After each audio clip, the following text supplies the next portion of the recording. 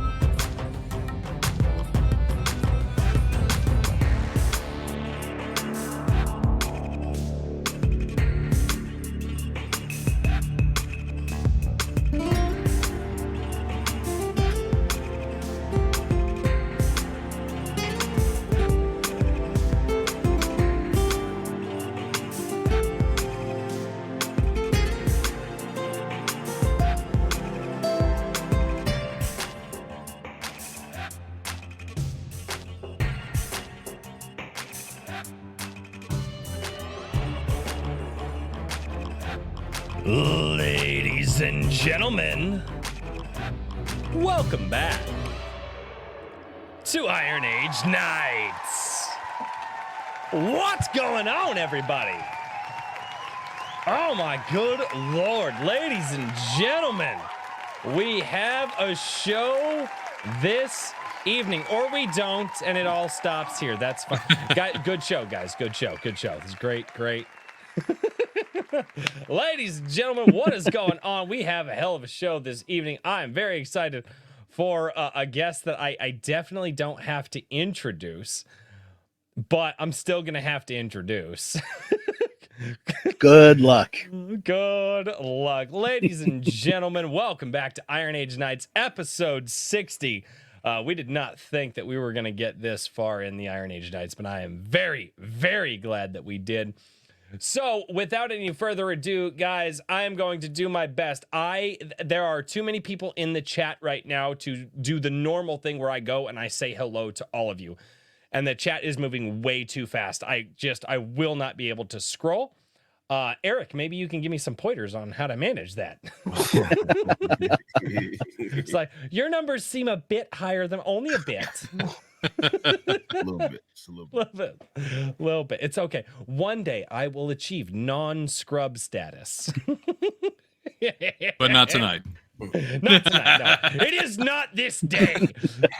Oh shit, no, I'm supposed to say that in a heroic moment, not a anyway. But ladies and gentlemen, I see all of you in the chat. I have seen all of you in the chat for hours, and I want to say thank you to everybody who is there. We are also live on Rumble, so if Rumble is more your speed, you're more than welcome to go over there and chat to us as well. This is going to be a really, really good show. I don't know how much time Eric has tonight. I doubt he's going to hang out with us for the 3 to 4 hours that the show can go. I go as long as I can, man. As long as I'm getting over this sickness, so whenever I feel like I'm gonna pass out, that's when I go. Oh, dude, I get it, man. Dude, my alarms go off at 3:30 every morning. So like there are some days like I'm just like, all right, power through. It's fine. It's fine.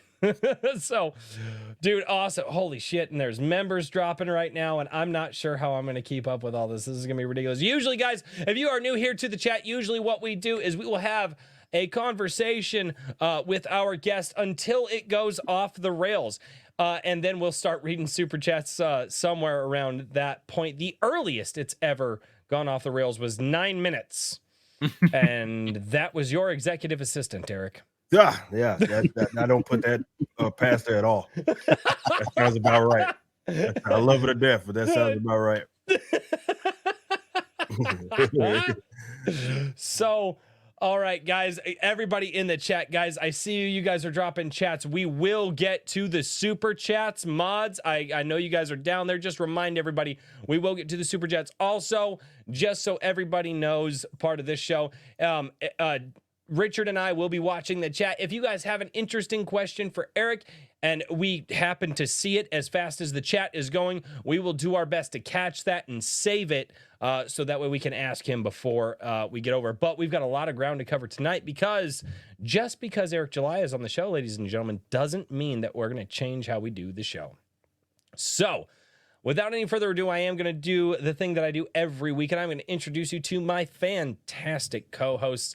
We have a guy who might actually sleep less than Eric July. He is working on 2 different magazines. He's working on getting the fulfillment, everything done for Anvil magazine number 3, and working on Anvil magazine number 4 while still running his website. Ladies and gentlemen, we got King Richard. Man, how has your week been? And producing music.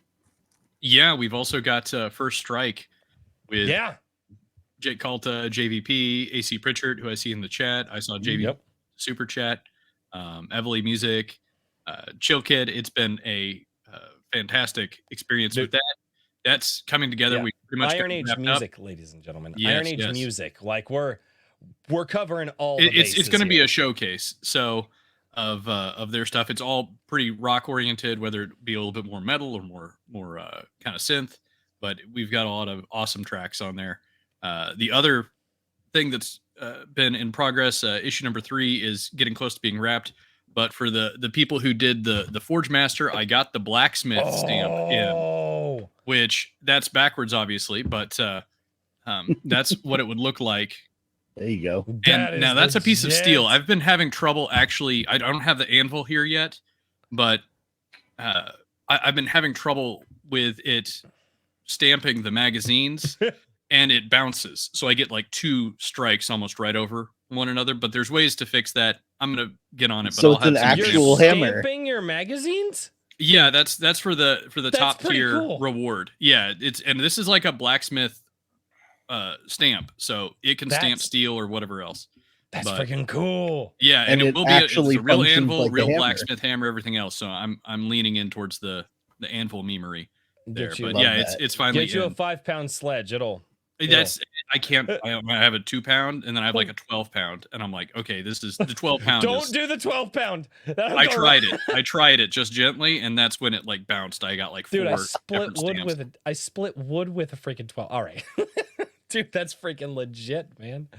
All right, ladies and gentlemen, I am going to do the memery tonight. For those of you out there who are working on writing your own stories, or you want to write your own stories, but you're not a good storyteller, and so you abuse that story and you lock it in the closet in the back of your mind and you starve it forever. You need somebody to help you to bring that scared story out and put it on the page. This is going to be the guy who's going to help you bring that really scared story, because you locked it in a closet in your mind, onto the page, and he's going to care for that story and he's going to help you write it. I don't know. Ladies and gentlemen, Mr. Daniel P. Riley from whimsyland.org. Man, how have you been this last week? Good. Very good. I am cruising along on multiple projects as usual, and really happy with everything that's been going on around the comic book. I just put out an update today with another sneak peek at another page. This one I think everybody's going to really like. It talks a little bit more about the characters and what they're going through and what the story represents as far as they're concerned. So it was nice. It was fun to write. There you go. Daniel, do me a favor. Check your audio input for me for a second, because something weird's going on with the audio. So just check your audio input for me. Again for the 4th time. And ladies and gentlemen, a guy that I don't think I have to introduce, because most of you found my channel because of this guy. Eric, man, how have you been this last week outside of dying from like the Black Death or whatever it is? I don't know what the hell it is, but on a serious note, I've been good. Yeah, I picked obviously the wrong week to get sick. It sucks because I see everybody enjoying themselves. And I'm like trying to keep up in contact. I'm halfway awake and I'm trying, man. I'm trying to stay hydrated. So that's why everything's red. I got this, trying to get my electrolytes in and just trying to power through. But man, I love seeing the love, man. And I appreciate everybody that's been, obviously the customers getting their stuff is what it's all about. And they're enjoying the story that is Alpha Core. There we go. And I'm so thankful for each and every one of you. And I'm glad that we can obviously make something like this happen. You've been a huge ambassador for us, man. And I appreciate you. Thank you. Big time, man. So yeah, man, this is I'm on the other side. Fever's broke, so I'm on the other side of it. So I was like, all right, I'm powering through. We're gonna do this. Dude, when I heard you got the big sick, I was like, so my problem is I get sick like my dad got sick. My dad only got sick once a year, but when he got sick, he did it right. Dude, he went down for like 5 days, man. Yeah. Every time I get sick, dude, I run a fever for 3 days. Yeah. Like it's not good, man. And so when I was like, oh man, like if I need to reschedule, and Carol was like, no, he's a machine, he'll be all right. And I was like, wow, damn. I'll power through. Everything else I could. I know I missed Tuesday night's main event. I missed Rip and Silverback and all that. I was like, Friday, I think I'm gonna be on the other side of it at least. And I haven't. My fever broke. I had a fever for a few days. Got this morning. It was it's finally in the 90s, and I'm like, all right, I'm on the other side of this thing. I think I'll be all right. Dude, that's well, man, dude, thanks for being here, man. So, dude, we've got a lot of ground to cover tonight, guys. And the reason we have a lot of ground to cover is because the way that I start, I only have one scripted question that I ever do. And depending on the guest and depending on how I ask it, I might, season it a little bit differently, but it's always basically the same question. And I feel that it's a really good place to start off. And Eric, as you say, we're going to go back in the gap for this one. All right. So you talk about being a creative a lot on your channel and being in that space. One thing, and maybe it's because I haven't been around long enough or I just haven't caught enough live streams, but I want to go all the way back. And I want to talk with you about those years where those first years, I don't care if you were 5, if you were 10, if you were 15, what was it that inspired you to be a creative and get into everything? Like I said, we don't have to go into everything because we got a lot of ground to cover to get to freaking Alpha Core.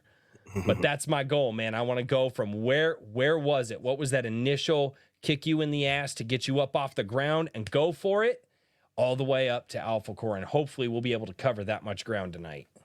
Well, for me, my first kind of creative endeavor, if you don't consider, well, let's say this, I'll take it a step back. I actually go way back to, I grew up in a church, right? So I was doing like Easter speeches, and that was my first kind of thing. I was also in the choir, but doing the Easter speeches was me. Shout out to the choir boys, man. I was a choir boy too. Dude. There you go. There you go. Attaboy. So I was doing those speeches throughout these holiday kind of church specials that we do, and I was speaking in front of people, and I was really young.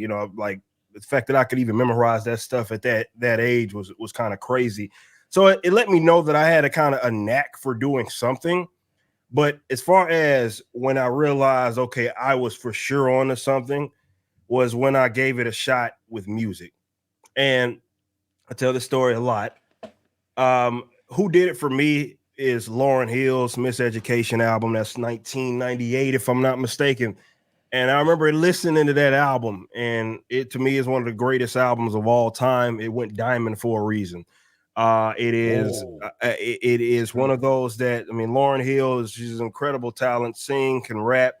And she was doing, she had these gospel influences, and she was doing these runs while she could also spit these bars. And I was like, whatever she's doing, I want to do it. Like, I was like, I like the sound of that. And I really want to pursue it. So, that album did something. I remember my mom, she was the one that had it. It was the cassette tape. And I remember listening to that damn thing over and over and over. And it was just so good. But that gave me like the idea to want to for sure do music. And, it wasn't until I was like in like middle school or so when I like first recorded my like first kind of rap song. And you know, everything took off from there. But I always attribute that Miseducation album by Lauryn Hill for inspiring me to want to pursue music, right? And again, more importantly, it wasn't just the fact that she was doing music; it was that she was blending all these genres with that specific album. And obviously, if you go from my musical journey from that back when I was 14, 15, 16 to like backwards, you can see the influence where we're all over the place. And a lot of that is, again, it started with just listening to that Miseducation album over and over and over, and understanding and learning that there's room for that. You know, there's room for mixing up genres. You don't have to kind of trap yourself in a box. And I did that actually early on in my musical career. It wasn't until I got to college when I started doing the metal stuff, right? Even though I was a fan. So wait, what box did you trap yourself in? Well, I trapped myself in a box of just doing hip hop, right? And that was, you know, considering the environment. I grew up in South Dallas. I'm from Oak Cliff, Texas, man. And wasn't nobody trying to hear no freaking, even though arguably the greatest guitarist of all time is from Oak Cliff, and that's Stevie Ray Vaughan. But you know, it wasn't a whole lot. Let me say, demographics have changed since he's been doing his thing. By the way, just because that's why I like talking music, man. But it's right here, man. I didn't make it as far as you did, but it ain't never left. There you go. So, you know, Stevie Ray Vaughan, obviously, he's a massive fan. He's from my hometown. And, you know, but still, just considering where I was at, I was boxed into just doing kind of hip hop stuff, did a little R&B stuff, hip hop stuff. But once I got out to college, that's when I was, you know, I kind of kicked the doors down. I said, you know, I'm going to do whatever the hell I want to do. And I'm going to start screaming on records if that's what I feel like doing. And it worked out. You know, it worked out. And, you know, Far From Gods took off, and Backwards after that. And, you know, being in this position is a blessing because I get to just wake up and kind of create whatever it is that I want.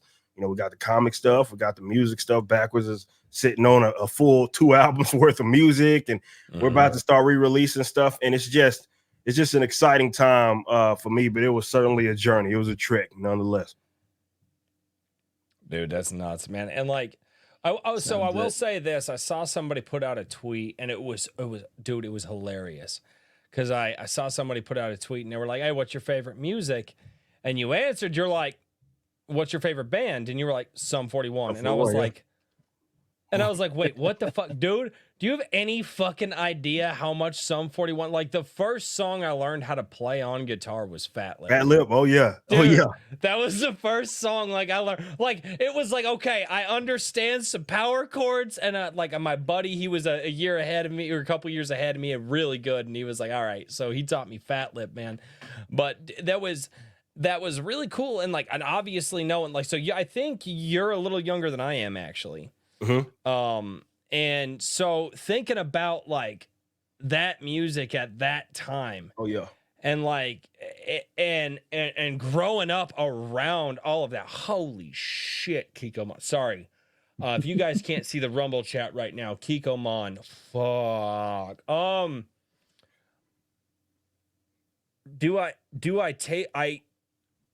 I think I have.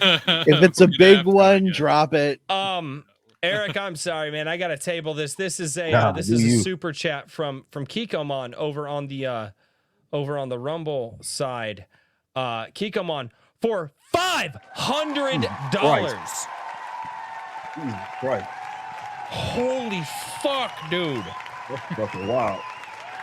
That's Kikomon for you. That, yeah. Holy fuck, dude.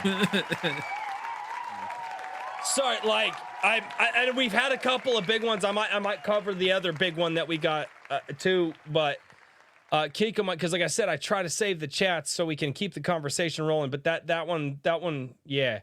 He says, "Show me, show you, Kikomon. Hail ADWC crowd. Hail Eric. Show Eric some inspiration with the Kikomon song." Oh fuck, I do. All right, I will play the Kikomon song. Eric, you are not allowed to leave until I play the Kikomon song. Right. Kikomon 2 believes that roads can be privatized. Woo! Who would win, Kikomon or Isom?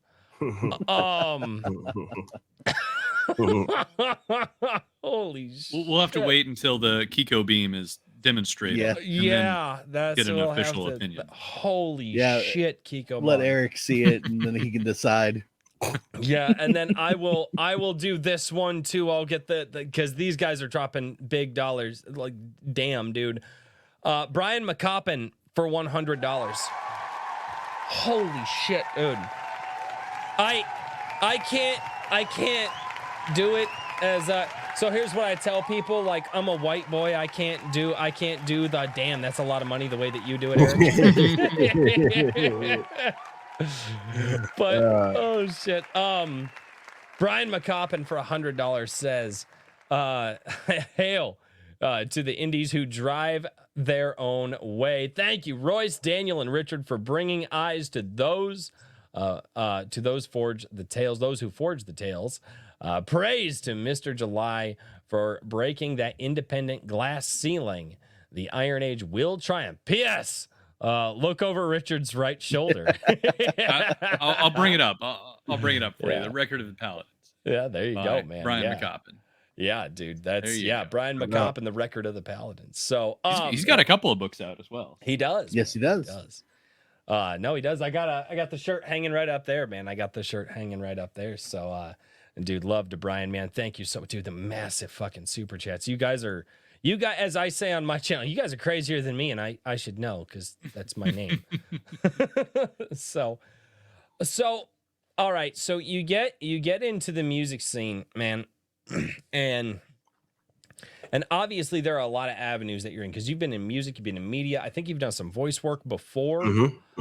So you've been into all these areas, and what I want to ask you, I want to ask you the questions I want to ask you, man, because we've got a lot of people out there that are looking to do what you did, and you've got a lot of information that I think can benefit a lot of these guys out here. And so you start getting into the music scene, and what was it? Because you've always said you wanted to do it different. Now, that was my failure, is I didn't see the do it different, right? That was my failure when I was doing it, man. Not only that, I was trying to be a husband and a father at the time, and those two worlds just can't, maybe they can mix. I don't know. Maybe you teach me something tonight. But what was it? What was that different thing that you did in the music world? Because all these people come out and they know you got to do it this way. And you said, the fuck, you ain't got to do it that way. So what was it that made you see that? How did you get there? And what were the avenues that you went that nobody else wanted to? Well, I think that I had the benefit of growing up in the culture it is that I grew up in, and that was in the heart of Texas during the mixtape era, right? And people that are from Texas understand that it was a different beast. You know, you're talking about that was when everybody was slanging mixtapes out of the trunks of their car. That was the era that I started, that I grew up in. Like it wasn't, we weren't streams, none of that internet stuff. MySpace was at the, you maybe had a little bit of that, but it was ultimately you were hustling, right? That was the way to get your music out there. So it was really largely independent. My first tape that I put out, I was going school to school. I remember this so vividly, selling them junts at the trunk of my Cutlass. You know, like that was was Cutlass. At the trunk of my Cutlass. Oldsmobile Cutlass, man. That I was selling that junk at the trunk of my Cutlass. And that was it was just a certain culture around. It's hard to explain. You had to really be around that. But it was something that I mimicked, or I picked up on that, and I learned obviously from growing up in that culture, and I applied it to the other things it is that I did. Because when you're doing something like that, you got to find your own path and what's kind of unique and what's going to work for you. So I did get a little stubborn, because as I got more successful, definitely going into college, you know, when I was doing metal, and I was way more successful doing that than I was doing rap stuff, though I was successful doing that as well. It was a bunch of people always trying to tell me this was the way that folks did it. And I was like, no, like, if I can't make that make sense, I don't care, just because everybody else makes it make sense. And most folks can't even explain why they do it. It's more it's just what they deem as the industry standard. So people just do it.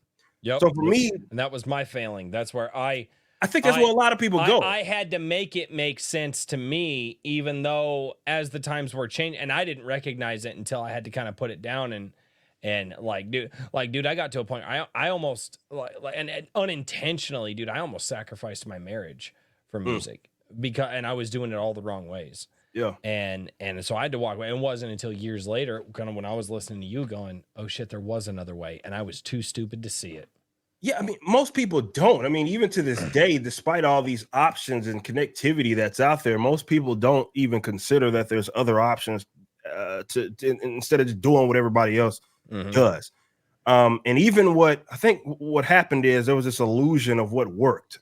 And just because someone was in the spotlight never meant that they were actually successful, if that makes sense. There was always like 5 different hands on them. Yeah, exactly. It was like they were in the spotlight, and I saw a lot of that even just doing what I was doing. Like the guys that were doing it, but they had a bunch of different hands on them, and like, I mean, they were still playing the same gigs that I was playing. Yeah. And they weren't no much better than me, but they had all these different controllers around them. And most people, it's just never worth that. I mean, some people think that, well, if they just get in front of a bunch of people and they think that's worth it to sacrifice everything, top to bottom. Yeah. And for me, I was like, nah, man. That was why I left the first band that I was, well, not my first band, but the first band that took off, right, with Fire. Right.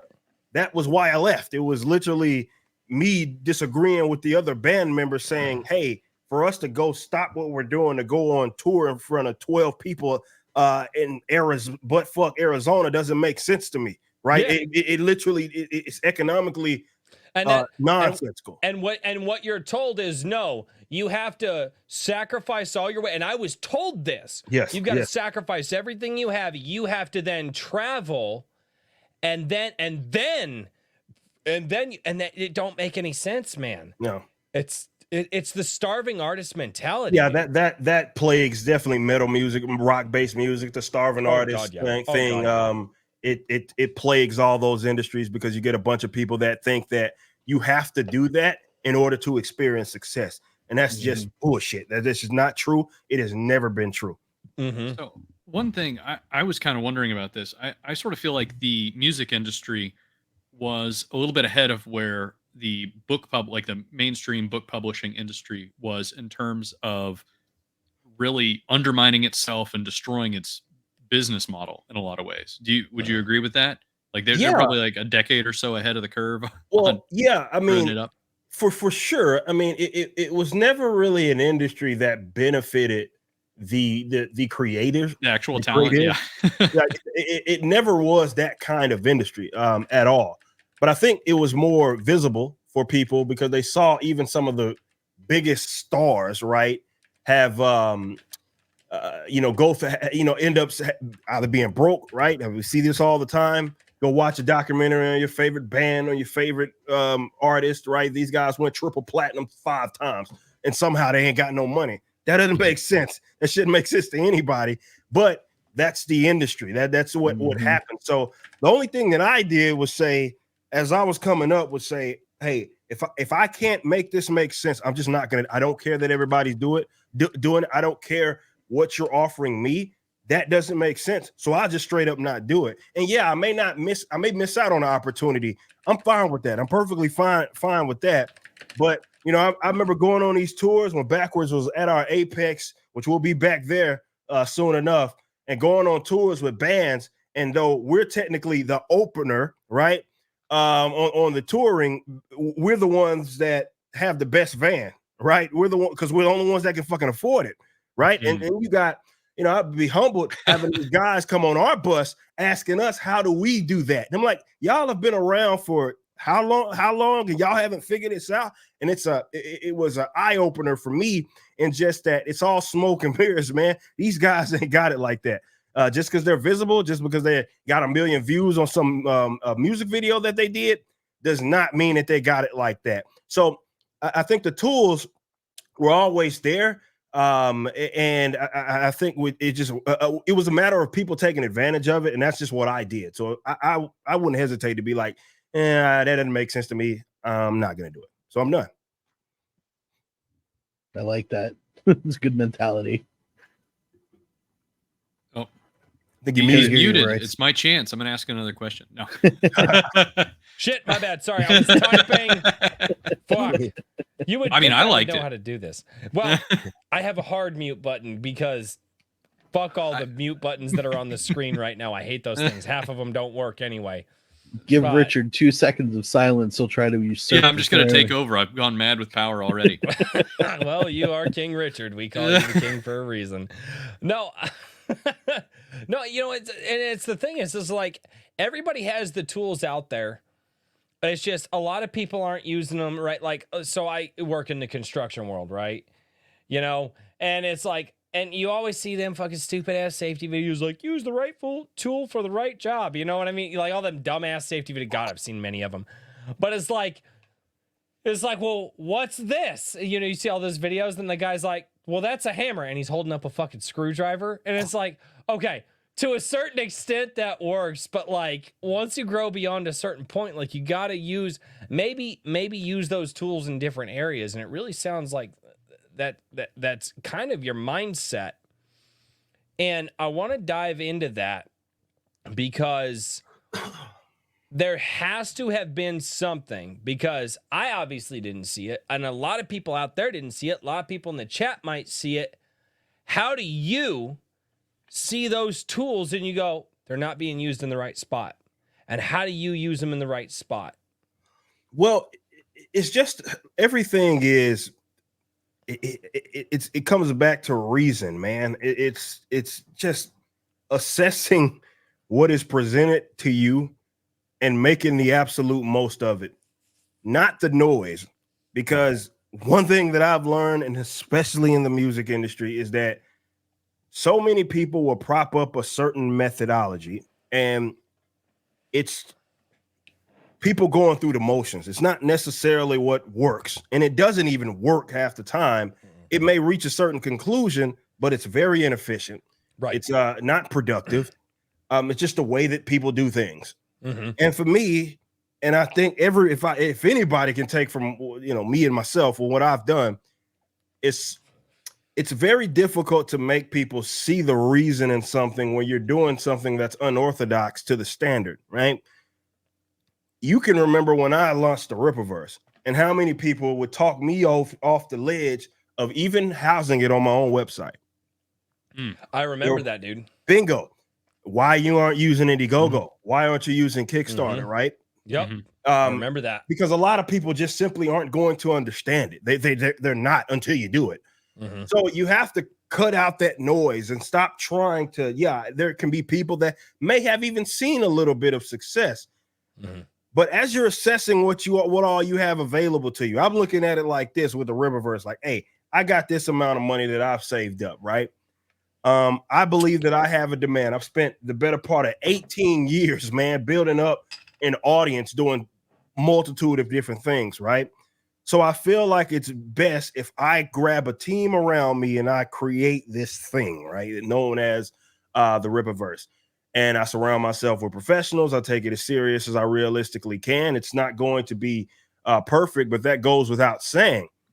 And then the Rippaverse happened, and obviously it was all this success. And I'm glad that now you have people that are saying, okay, yeah, I can maybe house my own thing on my own website. I'm like, yeah, you can. Just because everybody else doesn't do it doesn't mean that you shouldn't. It's like, and I'm not saying that my model per se makes sense for every single individual. What I'm saying is that I analyzed what did make sense, and I did it, even though it may have went against the grain, just a little bit or maybe a lot, depending on your perspective. So you have to have a little bit of stubbornness and a little bit of hard-headedness, because not everybody's going to understand what it is that you do until you execute it. And even then, hell, you see people all day try to delegitimize our efforts, and we on our $3 million campaign, right? So they're never going to stop. But the proof is in the pudding, right? The receipts are the receipts. That can't be taken away from you. So you got to do what makes sense, and don't hesitate to sit down. Recognize your deficiencies, right? Recognize where your shortcomings are. Try to fill those gaps and provide, try to build some sort of plan that you can execute that absolutely makes sense. But do not go into any venture, especially in business. Do not go into any venture just saying, hey, well, I saw so-and-so do it, and therefore I'm just going to fucking do it. that's not a recipe for success, because that doesn't mean that it's going to work for you. And just because it worked for them doesn't mean that it actually worked. Going back to what I said earlier, it could be very inefficient. It could be very unproductive. And it again, is just them really going through the motions of what works, but it's a guise at best. Well, but think about all of the different aspects of this. So the way that I describe stuff like this is you hold a ball in your hand, right? Now, two people, if you got a sphere sitting in front of you, now two people, we could smush our faces as close together as possible. Neither one of us are going to see that exact same angle on that ball, right? And all of us are going to see different angles on that ball. Now, our goal should be to kind of move around that ball and see as many angles as we can. That being said, a lot of people are in different situations, in different positions. And those who are most successful recognize, the best angle that they can get into in the position that they're in to see the fucking ball. Yeah. Right? And I think that a lot of people, and that's one of those things that, again, I didn't recognize it when I was younger. I didn't see a lot of that when I was younger. Here's the problem. I knew that information. I didn't know how to execute that information. And those are two totally different things. But that's the thing, man. The ball is in front of you, but guess what? Just because that guy saw the ball from this angle, you're in a different place. Mm-hmm. You're not going to see the ball from that same angle, which means you're going to have to bob and weave in a different way. Absolutely. This is something that, excuse me, I brought this point up in a few of these videos that I was doing, talking about, the comic book industry, in that, what we saw a lot of with these independents, I'm using that term loosely because what they did was end up just repeating what the freaking mainstream was doing. And the problem with that is they're playing by a different set of rules. And you can't replicate that. Right. Mm-hmm. And I think what so many people had tried to do was replicate what it is that they were doing. And all I did was say, none of that shit makes sense. I'll even explain to you how it doesn't make sense. Right. It doesn't. It's illogical. They just do it because maybe they have parent companies and can afford to do it. But when you start looking at the actual economics of it, this is an illogical business model. None of this shit makes sense. And it's a wonder how it sustained itself for as long as it has. Mm-hmm. Again, thanks to these giant mega corporate parent companies that a lot of these companies have been attached to. But that's the perspective it is that you have to have. It's that, sure, you may be in the same industry, but your set of circumstances are going to be different. Right. Mm-hmm. And this is why I even hesitate for people to just try to replicate what it is that I'm doing, because there's a lot of folks who get, and unfortunately, we've seen a lot of that start to turn into envy, right? And jealousy when you see people see our outcome and they want to get to that outcome. And I'm like, if you haven't done 18 years of grinding in the way that I have, you can't possibly expect to be in that. You can't. And even if you did do that, there's other stuff that I have going for me that you simply won't have access to. But the same can be said vice versa. What makes you an individual makes you an individual, and I can't possibly replicate what it is that you bring to the table. Yeah. That's your advantage right there, and people need to learn and embrace and accept that aspect, as opposed to just trying to replicate what they see someone else doing. Yeah, this is actually a really funny conversation that we're having, because that's a question that comes up all the time with my clients for literary coaching when we get into the marketing aspect of everything. And what's really interesting, I'm not going to name any names, but the question does come up, and it's usually some form of, how do I do what Eric July does? And the answer is, are you Eric July? Yeah, right. Yeah. If you're not, then you can't. You do it your way. You have to use the resources that are available to you. Yeah. And that's what we're going to focus on, not on how to make $1 million doing what Eric does. You need to make $1 million doing what you do. Bingo. With what you have. Bingo. Well, and the biggest thing that somebody can leverage, and this is something that the biggest thing that somebody can leverage is their personality, right? And that because that's there are two things, and the first thing you don't even really own. You borrow it, right? There are two things that you own in this life: or the one thing you borrow, one thing you own. The first thing you borrow is time, right? You borrow time. Who do you borrow time from? Obviously, I think a lot of us here believe we borrow time from God, but you got that time. Only you can decide what you're going to do with that. The second thing is you, your personality, your words, the way that you speak, how you present yourself. That one right there, that's all you. And you get to decide what you get to do with that borrowed time, and you get to decide with how you use that borrowed time. So, and I got to say this, Eric, and I've said this many times on my channel.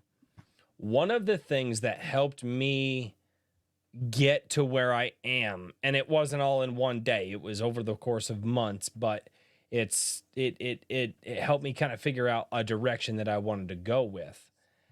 Is so obviously ISOM launches, right? ISOM launches, it's fucking huge, dude. ISOM 1, like that was insane. I end up catching part of your live stream on, and I want to highlight this because it's something that I knew and I know, and I want to highlight this because I really want to dive deep into this. So I see you on the live stream. I think it's Thursday, because and I kind of remember this because that's like the day that I uploaded my video, and that changed my channel history forever. That's why I have you on today. But I'm watching you do this live stream, and you're sitting there, and you can see that you're tired, and you gave this look, and you were like, man, I'm just tired. And you looked off camera, and you looked off, and you looked down, and you shook your head. You're like, but I can't stop. Okay, that right there. Now here's the thing: is when I saw you do that, I went, wait a minute. I know that feeling. That's the trunk grind hustle. Dude, I know that feeling. I know that. I know how it is to be dog ass tired, like on your feet, like, because I'd kind of walked away from it for a few years. Because again, I was being a shit husband and father when I was trying to chase the music thing. When I had the music thing, man, it didn't matter how tired I was, dude. I go to work 60 hours a week and then work 30 hours on my music. Like, that's just how I was. And I'd kind of forgotten that. And dude, when you shook that off, when you were like, man, I'm more tired than I've ever been in my life. And you just kind of stared, and it was a fraction of a fucking second. You looked off the screen and you shook it off and you said, but I can't stop. What is it where does that come from? Bro, that's the ethic is there, man. And you know, it's one of those things that I don't know if it's like a gene, you know, if it's a trait that you have or you don't have, but it's one of those things that I happen to have, and I'm a very determined individual, right? Now I always look 5 years down the road, 10 years down the road. I'm like, look, man, I'm not gonna live forever. But I'm able-bodied right now. I'm not gonna have any more energy than I have right now. Right. It's just not gonna happen, right? Not at this age. So I gotta go, right? And I gotta keep going. I'll rest later. But I gotta keep going. So yeah, and I love that you bring that up, because I think that's the part that a lot of folks don't see, right? You know, even with that really quickly, because I knew that feeling and I remembered it. It took me seeing it in you, and I went, I remember that feeling. That right there, not the go work out, not the go be great. Yeah. That one moment where I was like, man, I know that fucking feeling. I know exactly the tired that he shook off. That tired where he was like, man, I could sit my ass on the couch right now and zone out. Man, I could take a nap. Man, I could just do something other than the fucking thing that I should be doing right now. Yeah. And you shook it off, and that got me off my ass. Because I was like, I know that feeling.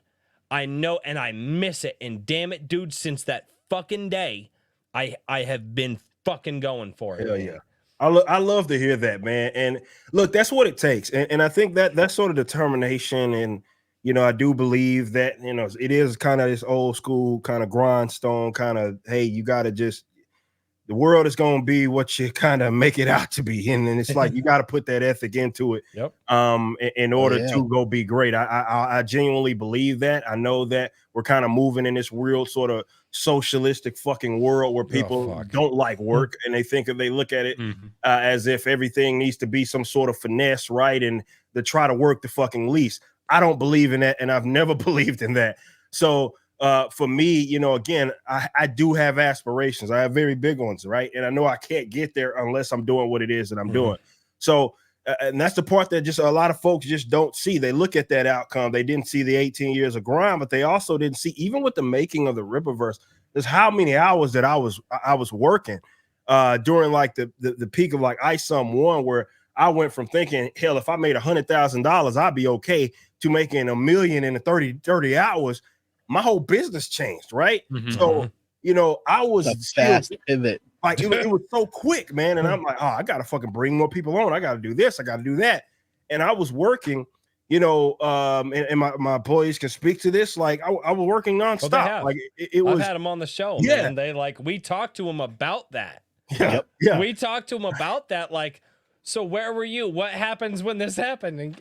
And they were like, yeah, basically we went from part-time to full-time. Yeah. Like now. Yeah, to like that. Basically it overnight, it's like, hey, you all have full-time jobs. Let's get it, you know. And but you know, to that point though, I don't expect anything of people that work for me that I wouldn't personally do, which is why during those days I was the first damn one at the warehouse and the last one to leave. And I was packing orders and I was doing all of that good stuff. You know, if you remember doing ISOM 1, I was hardly ever streaming. I only did it like once a week. And I wasn't doing that many videos at times that I couldn't fucking watch. Thank you very much. Yeah, my bad on that. I have a day job, dude. Yeah, my bad on that. I get you're building a company, but come the fuck on, man. Get like 5 It's all about PM Royce. Central. You know, pop in a stream when I can't, get right back to work. But that was my life, and that's my life now. You know what I mean? Like hell, a sickness had to put me out, and even still, I'm down in the bed with my laptop, like sending emails. I'm doing all kinds of stuff because I'm ready to get back. I'm ready to get back to work, man. It's just it's a constant grind. But to me, in order for someone to be that successful, I feel like that's the sort of input that you gotta be putting in, man. And not everybody's willing to do that, but they want the outcome, and they get aggravated if they don't get it. And I'm like, bro, life is a grind, man, and it's not gonna come to you. Not all the. Yeah, I get it. There's those one-hit wonders. You get your viral moments, and you get all that. But for sustained success, that shit only comes with work. That's just the bottom line. There's no shortcut, man. It's just you got to grind. And thankfully I got that gene in me where I'm not afraid to do that. I'm not afraid to work 12, 14, 15, whatever. I work as ever long to the task get done. I will work that hard and I'll be right back at it the next day. When my body says that I need to sit the fuck down, and I'll do it. But until then, I'm gonna keep grinding. But I think that's what it takes. I think the greatest among us, that's the ethic it is that they have. But that right there, man. That right there, what you just said, when your body tells you to sit the fuck down, because there's two ways that's gonna happen. Yeah, you're either gonna sit the fuck down, or you're gonna go to the hospital. Yeah. And I know that because I've done that. Dude, my dad drilled that into me when I was a kid, man. And I'm a worker, dude. Yeah, I'm a skinny white boy, dude. You would not believe the shit that I can fucking pick up and move. Like. People, my wife to this day still, she's like, how the fuck did you move that? I'm like, I just did. And she's like, yeah. I'm like, you don't think about it. It had to be moved. Yeah. That thing had to go from there to there. This thing needed to get done. And unless I do it, and and here's the thing, it doesn't matter how bad it hurts. It doesn't matter how tired I am. None of that fucking matter. Dude, I have to mention it every stream. I built a fucking Texas offset smoker this year. Like, I welded it. I fucking welded it myself. The whole fucking 9 yards, dude. Almost died twice. Yeah. Well, yeah. No, I took an angle grinder to the chest because it bounced off when I didn't want it to. That was fun. So I Mhm. still got the scar from it, dude. But Good safety guy Shut the endorsement fuck here. I'm actually a safety manager in my current job right now, Eric. So safety. That's why guy was if he working on all died that from a but accident, anyway, it would have been but fantastic. dude, I remember the day that I got the firebox attached to the main chamber, dude. I was welding all fucking day, 96-degree heat, dude, inside the fucking thing. The next day I was like, yeah, I'm gonna hit it hard. Like, I'm gonna keep going. And I made it to about 2:00 in the afternoon and I started to shake bad. And that feeling right there, and I literally stopped and I looked at my wife and I said, I think I need to stop because I'm going to stop, but I can either make it on my terms or I can make it on my body's terms. Yeah. Do you think that mentality exists with a lot of people out there? Oh nowadays? no, not at all. Like most people, like any sort of adversity, being very serious about this, any sort of adversity that they have, they shy away from that stuff. I And can't see it's that. like I hate to see it, but it happens all the time, man. This is why a lot of people don't, you don't see people's greatness start to manifest ever because they don't like that feeling, right? They don't like that feeling of discomfort, right? They don't like that, but that's an inevitable thing, right? So yeah, I've worked my ass off to the point to where I've had to, unless I'm about to fucking pass out, so I might have to fucking just sit down for a couple minutes, man, and then pick this shit back up because the way that I see it, you're gonna be uncomfortable if you want a job to be done. That's just the nature of it. It's gonna happen at some point. It may not be ideal, but it is what it is, and I don't make a whole lot of complaints or fucking about it. I just go fucking do it, right? I'm not crying about it. My employees never heard me do that shit. It's like, hey, I'm the first one there. I get there. I'm already packing orders. I'm doing whatever. I'm fucking been here for 12 hours. I'm still fucking doing this shit. It is what it is, right? We're gonna keep grinding. When it's time to finally fucking shut down, the sun's done gone. All right, cool. Let's wrap it up. And we're gonna be back here bright and early. But I'll do it to the point of discomfort because I don't have a fucking problem doing it. And again, I'm a man that's led by my sort of aspirations. And I always talk about this end game it is that I have and these desires that it is that I have, especially with this company. The way that I see it, if I don't push myself to being uncomfortable, that shit can't manifest. That shit can't happen. It's not going to happen. I have to be the doer, and especially being kind of the head honcho at this company, I got to lead by fucking example, right? I can't expect, and I don't expect my employees to fucking work like as much as I fucking do. I don't demand that they do. Hell, I got to be the one to tell them to stop fucking working, especially on weekends. I'm like, hey, it's Saturday. Y'all ain't supposed to be doing shit, right? Y'all don't have to do that. But they see me doing it, right? So it's like it's one of those things. Like, yeah, it's easier for people to commit to a job and commit to being great when they see the fucking leaders doing the same fucking thing, right? I'm not a guy that's just sitting there lecturing everybody, telling everybody, hey, go do this and go do that, and then I'm fucking sitting in my high rise or something and fucking chilling out. No, I'm fucking right in the trenches with you, right in the trenches with everybody doing. And a lot of people just don't want to be in the fucking trenches, but they want, and this is the part that gets me, they want that outcome though. They want the success as if they've been in the fucking trenches. And they be fucking mad at those that did suffer through all of that did get out there and grind, and now they start to reap the benefits. But because they don't, the question that I ask is like, how hard are you fucking working, bro? And do you look at it like always trying to find an excuse to get out of some shit, right? Or excuse not to work? And often people are like that, right? And that's just not the approach to great people. But great people don't see it like that. They look at it as a task that needs to get done, and it's not going to get done unless you do it. So you get out there and you can be great. That's the only thing I expect.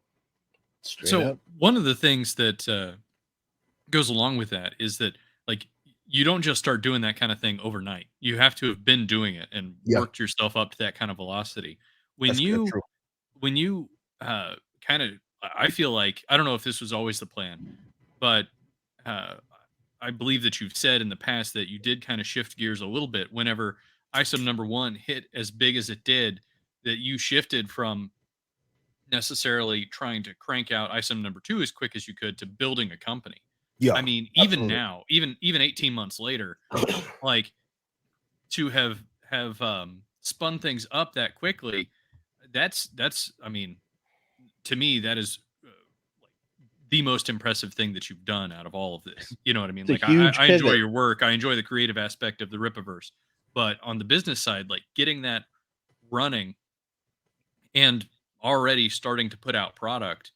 Uh, I mean, what were I know you had some challenges with like the warehouse, but like Oh what yeah. were was that a struggle to shift gears like that, or was that Oh, something that you had already had a lot of background in, so that it was well, not too I mean, painful? yeah, I had background and certainly pivoting like that, but Yeah. that was no easy feat, man. The fact that Mhm. I'm even amazed at the fact that we are where we're at, and I think Mhm. I owe that a lot to the people that we brought on, that were Mhm. just good at what it is they did, like Brandon, and I see him in the chat, being my operations manager, him coming in and being able to kind of man the fort with the warehouse staff and the warehouse team as we're having to get a second warehouse, and then we gotta that comes with its set of legal BS, and it's Oh just yeah. it was just so much that went into trying to build up to our demand. I mean, we're still in some ways catching up to Mhm. that. And I'm amazed. I'm amazed that we're able to get, like, we're talking Alpha Core, and then, like, now it's already been fulfilled, and now we're about to go into Yaira, and then we got the Gooding Book, we got all this other stuff, we got Ice on 3, we got all this other stuff that we're starting to work on, and we got Riververse Studios. The fact that we've been able to do that, that's a testament to this team, and again, how extremely hard it is that they work. But that was a crazy year, man. That first year, because again, I went into it with the warehouse it is that we had, with the anticipation that we might hit 100,000, and if we did, I would have been okay with it. Like, I would have been Mhm. that would have been, like, even if we lost money on the project, like, I don't want to say lost money, but yeah, we would have been operating at a loss. I Mhm. figure, like, that's the first book, like, kind of gotta start somewhere, right? I would have been okay with that. And then we went from that to a $3.7 million company, and it in 2 months, right? So it was like, oh shit. And I'm trying to play catch up. And I mean, we nailed it on basically every hire it is that we had here. A lot of guys were already here. They were already part of the community, at least in some capacity. And you can't do what we did without having just a great bunch of fucking guys and Mhm. gals, man. These guys, they are so incredibly good at what it is that they do. A lot of people wear a lot of hats. They help out whenever they can, in different departments, and we just rock and roll, man. And I think that's why we're able to be as efficient as it is. And there's still improvements. There's still improvements to be made. But that's all work. That's all work, and that's just testament to the team. Awesome. And building a community like that is also, uh, challenging and takes a long time. Mhm. Were there, let's put it this way, were there any people that you have wanted to bring onto the team that you just haven't been able to yet? Are you still growing? And I feel, well, creatively, maybe. There's always artists that you aspire to, oh yeah, maybe yeah. work with. But on, like, the back, I mean, not really. I mean, definitely with us just not bringing in the Saskas officially, as well as Kanan White. Like, Mhm. I feel like we got everybody here that we need, as far as that, if we grow more, we keep pumping out these $1 million campaigns, we're going to get more warehouse staff and stuff like Yeah. that. But as far as everything else, I think we did a decent job of identifying the people it is that we could justify full-time positions with, and we brought them on. We pitched them the ideas, they took it, and I think definitely with this last round, places where we really needed help, definitely with Kanan, with where he's, I mean, I couldn't tell you. It's only been a fucking week, man. This man has elevated this company so fucking much, from a creative standpoint. I can't wait for you guys to start to see, kind of from an art standpoint, how him being an art director just assists us so much in his eye, and even the fact that he's a teacher with these guys. Holy shit, man. It's just changing so much of the company. But there's going to be several growth opportunities if we keep on this trajectory, Mhm. and it's going to grow. And maybe there are some people that I keep my eyes out on, but definitely initially, I think we got everybody here definitely that was part of the community that I could say I really wanted them on my team. And I'm thankful that a lot of them took the positions. That's awesome, because having a team like that is really what allows you to scale and keep moving, keep growing and growing. That's critical, and it's those kinds of hires are hard to make in a vacuum. So building that community first, I think, is a is just one of the many little pieces of success. It's like you said, you can't tell somebody how to do it because they're not you. You know what I mean? Yeah. But Well, there's and all these little things that people can work at. and that's one of those things that a lot of people don't focus on is the community building. Oh yeah. A lot of people don't realize you've been on YouTube since like 2006 or something like that. I was 16 years old when I made my first YouTube video. So yeah. So you've been there, dude. You've been there for a while, and a lot of people, it's and then you get a lot of hate, and I don't give. I'm gonna be honest with you, dude. I don't give two fucks about going in the hate tonight, because that's not. Yeah, that's not my channel. Like that's just not like. Sometimes I do a video that's but what a lot of people don't realize is that you're not an overnight success. Not at all. Right? You laid a lot of brick before you got to where you are, and I think a lot of people get scared when you're like, guys, you might have to put 10 years into this before you hit where you can live on it, right? Yeah. It's like, and I don't think a lot of people are ready to do that, man. I mean, I'm a construction worker, dude. And I ended up as an inspector in the natural gas field very young, right? But I put 5 years of busting my ass and destroying my knees and my fucking hips by the time I was 23 years old. And dude, I still wake up with aches and pains, man. And I haven't been in the ditches in a while.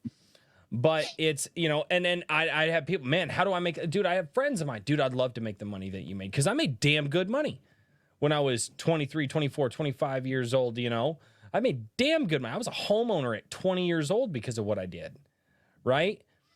And you tell people, oh, you need to run a shovel for a few fucking years. Oh, no, I don't want to, I just can't do that. Can they work around my schedule? Can they? No, dude, no. And it like, and I think that's part of the reason that I've followed you for the years that I have, is because you got that what I like to call the blue collar mentality.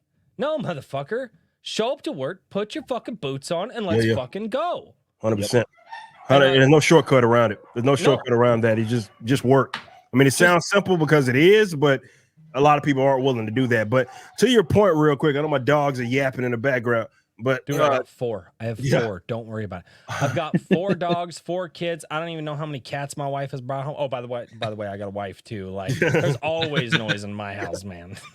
But no, like you bring up a great point about. I think that's what frustrated a lot of people about the success of the Rippaverse, was that they unfortunately they look at it like it is an overnight success.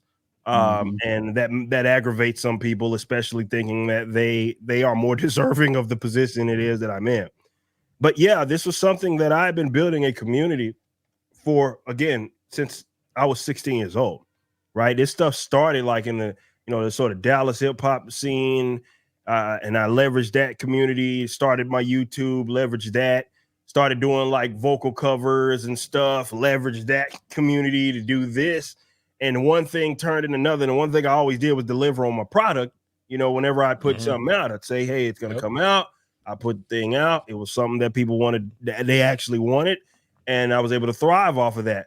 And I built that. I built that rapport with my audience over the years. So that's why they rock with me, right? That's why they were going to trust me to deliver, which we did when I said, hey, now I'm launching my own comic book company. That's the importance of not only just building a community, but building a community that rocks with you for you, right? Because if people that follow me, definitely back in high school, like that was a different animal, man. Like it was some different stuff. But the thing was, like I said, I was always me. Like I wasn't trying to be someone else. I was Eric July through and through. Whatever I was going through during that time, that was just what it was that I was. So people were rocking with me for me and my given interest, right? And that's important. That's important. If you're going to be in a position like this, to be able to especially thrive as an independent, you can't sleep on the aspect of community. There's no replacement for that. That's something that you're going to have to build, and it may take a while. So you can't look at something like the Rippaverse as overnight success. Nah, bro, I was on YouTube before a lot of y'all's favorite YouTubers, man. I was on here doing my thing. YouTube was a different animal back then, man. It was before people could get paid, you know, all that stuff. It was a completely different animal back when I was posting stuff. So you need to be prepared. The whole internet was a different animal back then. Memes were different. Memes weren't even technically a thing. It was just a different. Dude, we all joke about Internet 1.0, dude. I've seen some shit on Internet 1.0, man. It's the wild, wild west. Dude, man, like I was young when I was exposed to Internet 1.0. Like, I mean, the shit that you could see and it was just there for God, dude. It was wild, man. It's fucking wild, man.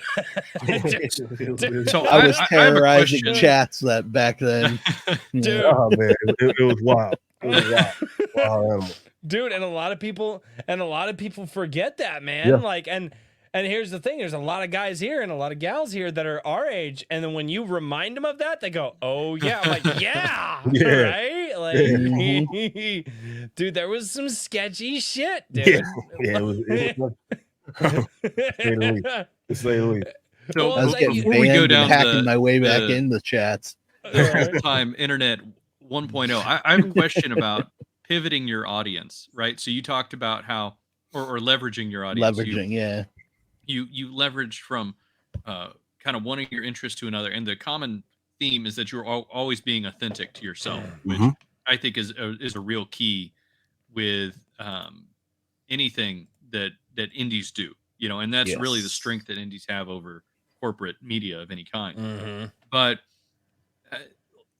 you know, there's always people who are going to be a little bit frustrated about that. One of the other things that I've seen that's really impressive with you guys is you've not only created the Rippaverse, right, but you've also actually created a community that's interested in your products rather than a community that's interested in like shared cultural topics that, you know what I mean? Like politics or something else, you know, and that's frankly, I think that's a real challenge. Like how did you do that? And was that I assume that was intentional. But... Absolutely. It was intentional for sure, because I wanted people to understand how serious I was taking this. Right. This wasn't just something that I was doing like as some get rich quick scheme. That's and I think what helped us, I mean, no grift despite the haters. Yeah, exactly. It was something that I did, like it was a dream to do, and I took a gamble, right, to do it in the first place. But I took it very seriously. And I think one thing that aided us in this was our code of ethics, right? And we led with that. We led with that, especially, you know, remember the first trailer, we were talking about that. So I told people, and I was transparent with, this is what it is that we're about as a company, right? This is what I'm focusing on. It's not this like people know me as a commentator, but we leave that shit at the door, believe it or not, when it comes to our creative process. Like that has fucking nothing to do with, there it is. It's in every single book that you get from us. You will see that page right there. It's very important because I want people to hold us to that standard, right? That's something that, you know, you got to hold us to that as well, because if we don't, you know, something has gone completely incorrect if somehow we're breaking all of those rules. But I think being transparent and people seeing what it is that we were about got folks invested early on, right? I'm sitting here telling people like what it is to expect, what it is that I'm going to commit to, and then we're delivering on the product in a timely manner, which, you know, that can't be slept on as part of this as well, because it's like people know that you're taking it serious. I took a gamble. I got all these books printed. People knew that we weren't playing around with it from the get-go. So it was intentional because, I get it. I see it all the time. People get caught up in that box, right? It's like you just want to be the sort of the anti, and that's not necessarily what it was that we were trying to be. Yeah, we're alternative by nature. That's just nature of what it is. We're doing things differently, but I'm not doing it different just for the sake of doing it differently, right? I'm identifying issues with the comic book industry, and I'm providing solutions through the company it is that we are building. And it's something that I take very, very, very seriously. And this is why we are so invested in it. You can see all the individuals that make up our employees, our creatives, how they talk about it, and they're so invested. The audience picks up on that. It's easy for them to believe in this and to really want to get lost in this universe when they see the people that are actually a part of it or creating it take it very, very seriously, and present it in a very professional manner. We tell you what it is that we're going to give you. We deliver on it, and that's just what we're going to keep doing. So it's easy for people to support something like that. But you can't take their trust there for granted, because what happens if I come out with this whole launch shit, and then instead of, let's say we're just now delivering on ISOM 1 now, right? Like, say that happened. See, then people, they would have been far less likely to support the next one, or far less likely to support Alpha Core or Yaira or Gooding. They'd be far less likely for fandom to build, because they're like, what the fuck? This guy, is he not taking it seriously? They can't say that about this company. This is a company that takes this very, very, very seriously. There are a couple of factors there that you touch, and I want to throw this out there. One, so you get and I want to ask this question, and damn it, I don't know how to ask it, so I'm just going to use some of what you said. Yeah. You say, what if we were just getting out ISOM number 1 just now, right? For a lot of smaller guys that weren't able to invest the capital that you were able to invest, and dude, God knows the problems, man, because we do the interviews every week, and we talk about the people and the best parts about the people and the best parts about the campaign, and then full transparency with my and sometimes we get into the nitty-gritty on the stream. But full transparency with the audience here right now. We go backstage usually after every show, and we talk with people, man, and we get into like, and guys are like, holy fuck, I had this problem, right? Yeah. So but the thing is you invested a lot of money. Oh yeah. And that changes the brain of a lot of people when you come out and you say, I took X amount of money and put it in. And for you, that X amount there was a couple of X's at the end of that. Oh, yeah. You were borrowing some other letters from the alphabet to fill that up. But for sure, when you do that, and then you say, we're going to fulfill in this timely fashion, that is different than how this market, and it's weird, man, because you operate so differently, but you are still in the crowdfunding market, I guess. So is that fair to say? Yeah, well, because we took the transparency of what you get out of you generally get. That was the point, right? And like, not that you're crowdfunding, because you're not, but you because of where you're at, you operate in that market, right? And so the thing is it's like, you're going to say, I took this amount of money, I applied it, we're going to fulfill in this area. You get a lot of these smaller guys, right, who get a lot less leeway than you do. Okay? Because it's like, look, we're going to fulfill. We got we're crowdfunding. We fulfilled. We're going to do this. It's going to be 6 months to a year out because of all the shenanigans that happen with printing and all that. How does money change that scale? Well, what's the pressure that investing that much money, like, do you feel that or no? If that was a sneeze, bless you. Well, oh, I'm sorry. I'll tell you this. I took a fucking risk of my life. Let's just say that. I did that, but I had to do it. I don't think this works if I did it any other way. If I did a traditional crowdfund, I don't think this works the way that it did. I don't think the hype carries over like it did, unless I do what it is that I did. And the reason being, again, it's that people need to see and know and understand that you take this shit serious. And here's my thing. The crowdfunding, and I've mentioned this a bunch of times, the crowdfunding thing, it's been a net positive. Let me say that first before I really be honest here. Dude, I do believe it's a net positive, 100%. Torpedoes incoming. Yeah. It has been a net positive. However, with that being said, it has soured a lot of people on independent stuff. Yes, it has. Because of the lack of delivery. We need to be honest with ourselves. And the fact that people want to talk around it, I don't think fixes the problem. I think we need to address that one issue.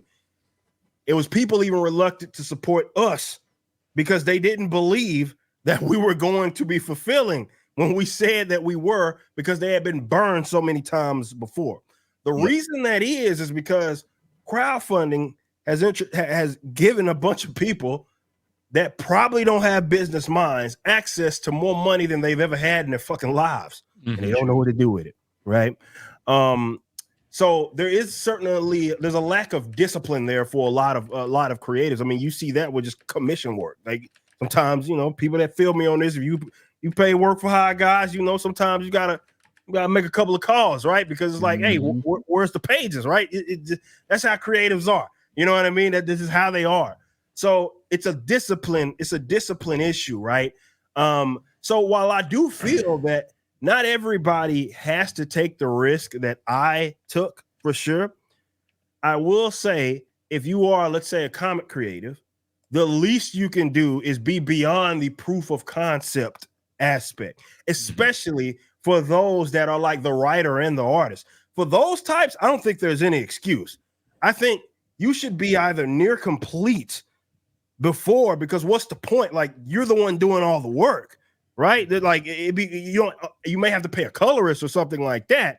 But if you're like the writer and the actual artist, you doing most of the work yourself. There's no like, I need to take money to pay. The only thing you'd be needing the money to get is to print it. And at that point, if you at least have the product finished or near complete, people are going to give you a lot more leeway, and shit happens. Hell, it happened with us. I had to account for way more copies for iSome1 than I did before, but I was able to pivot because the shit was already done, right? It was already done. So it wasn't that delayed. I think people are unfortunately biting off way more than they can chew, and they're over promising. And that's the rule of thumb for business. You don't do that. Yeah. Try to, you don't try to just promise folks the world and then you just can't deliver. So look, I get it. My volume is my volume. Not everybody's going to be able to repeat that. Not everybody has been successful in other business ventures and has $100,000, $200,000, $300,000 to invest in a company like I did and get everything done up front, paying your artists and the printing and all that stuff. But I do think there's a lot to be said for getting just beyond at least just a proof of concept. That's really a lot. That's why it's taking so long, because a lot of these guys ain't got past the proof of concept. They did a few fucking pages and said, fuck it, we're going to launch this damn campaign and it's going to come out when it comes out. But I think from a marketing standpoint, it's just killing their hype, because even if people like what it is they see, it has to start seeping in. It's just human behavior, man. They're like, I get books. I fucking forgot I backed them. Right now, I finally get them. I'm like, oh shit! Like, I finally got this damn book. But that because the hype got killed, right? And definitely, if you're trying to build something sustainable, you're killing yourself right there. The least you can do, let me say this: the easiest thing that you can do is not overpromise. And if you do that, you'll set yourself up for success. And that's something that it doesn't matter how small you are or how big you are. That's going to be universal. And I think that's something that you can take from it. That's what I did. Promise less than what you can give. Bingo. Promise less than what you can give. Over deliver. Yes. Over deliver. Well, like, so under it's like, promise. Yes. It's like Daniel's working on his thing right now. Dude, my whole book is done. It's done. I started It's the campaign done. after it was finished. There you go. Yeah, dude, Yep. and it like, And I'm it's- spending this time sorting out the distribution and the printing There you go. before the campaign ends. There you So I go. am ready to go. That was the whole reason I did that, spent all that money. And it says in the campaign, I just want to be able to hand this whole amount that I make off of this to my artist for the next one and get it done even faster. There you go. That's it. That's There all I you go. want. That's the recipe for success right there. And I'm also I'm curious about your opinion on this, but I've kind of wondered if some of the problems that have occurred in the indie space aren't a result of crowdfunding, not just because of delivery times, but also because there is and I've noticed this somewhat with my project with Anvil, is that if there's not a number that goes up, there's like almost a different customer, if you will, sometimes Mhm. Yeah.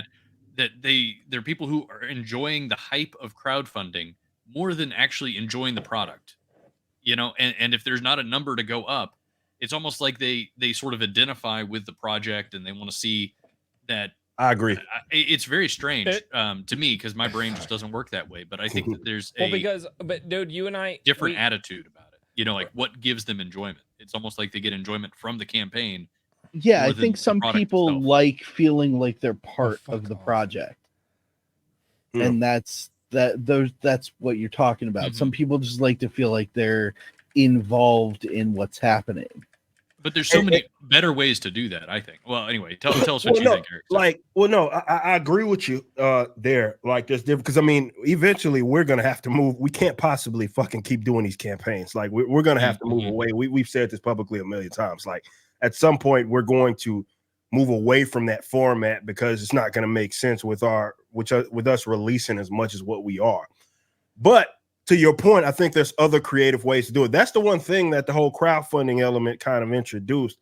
And I think that's also how the mainstream kind of it created, it almost incentivized that new way of, because people got burned Oh, with the mainstream yep. too, right?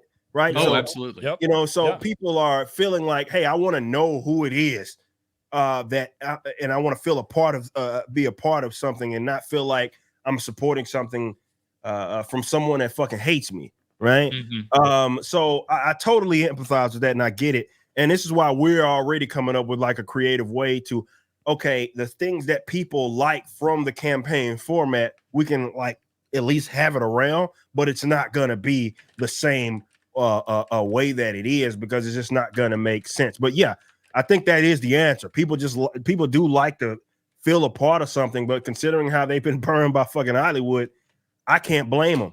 I can't blame them at all. This is what people Agreed. they're gravitating towards more personable people, people that like have some sort of personality amongst them, and they can resonate with them. It doesn't mean that they need to be agreeing with them on every fucking political topic. That's not what it is that I'm saying. It's just more of they want to know that they're not supporting someone that just wants their fucking money and that's it. You know what I mean? And they want to know if they're supporting someone that doesn't hate them. You know what I mean? Because No. they got burned by Hollywood a Funny, million times because of that. funny that you mentioned that, Eric.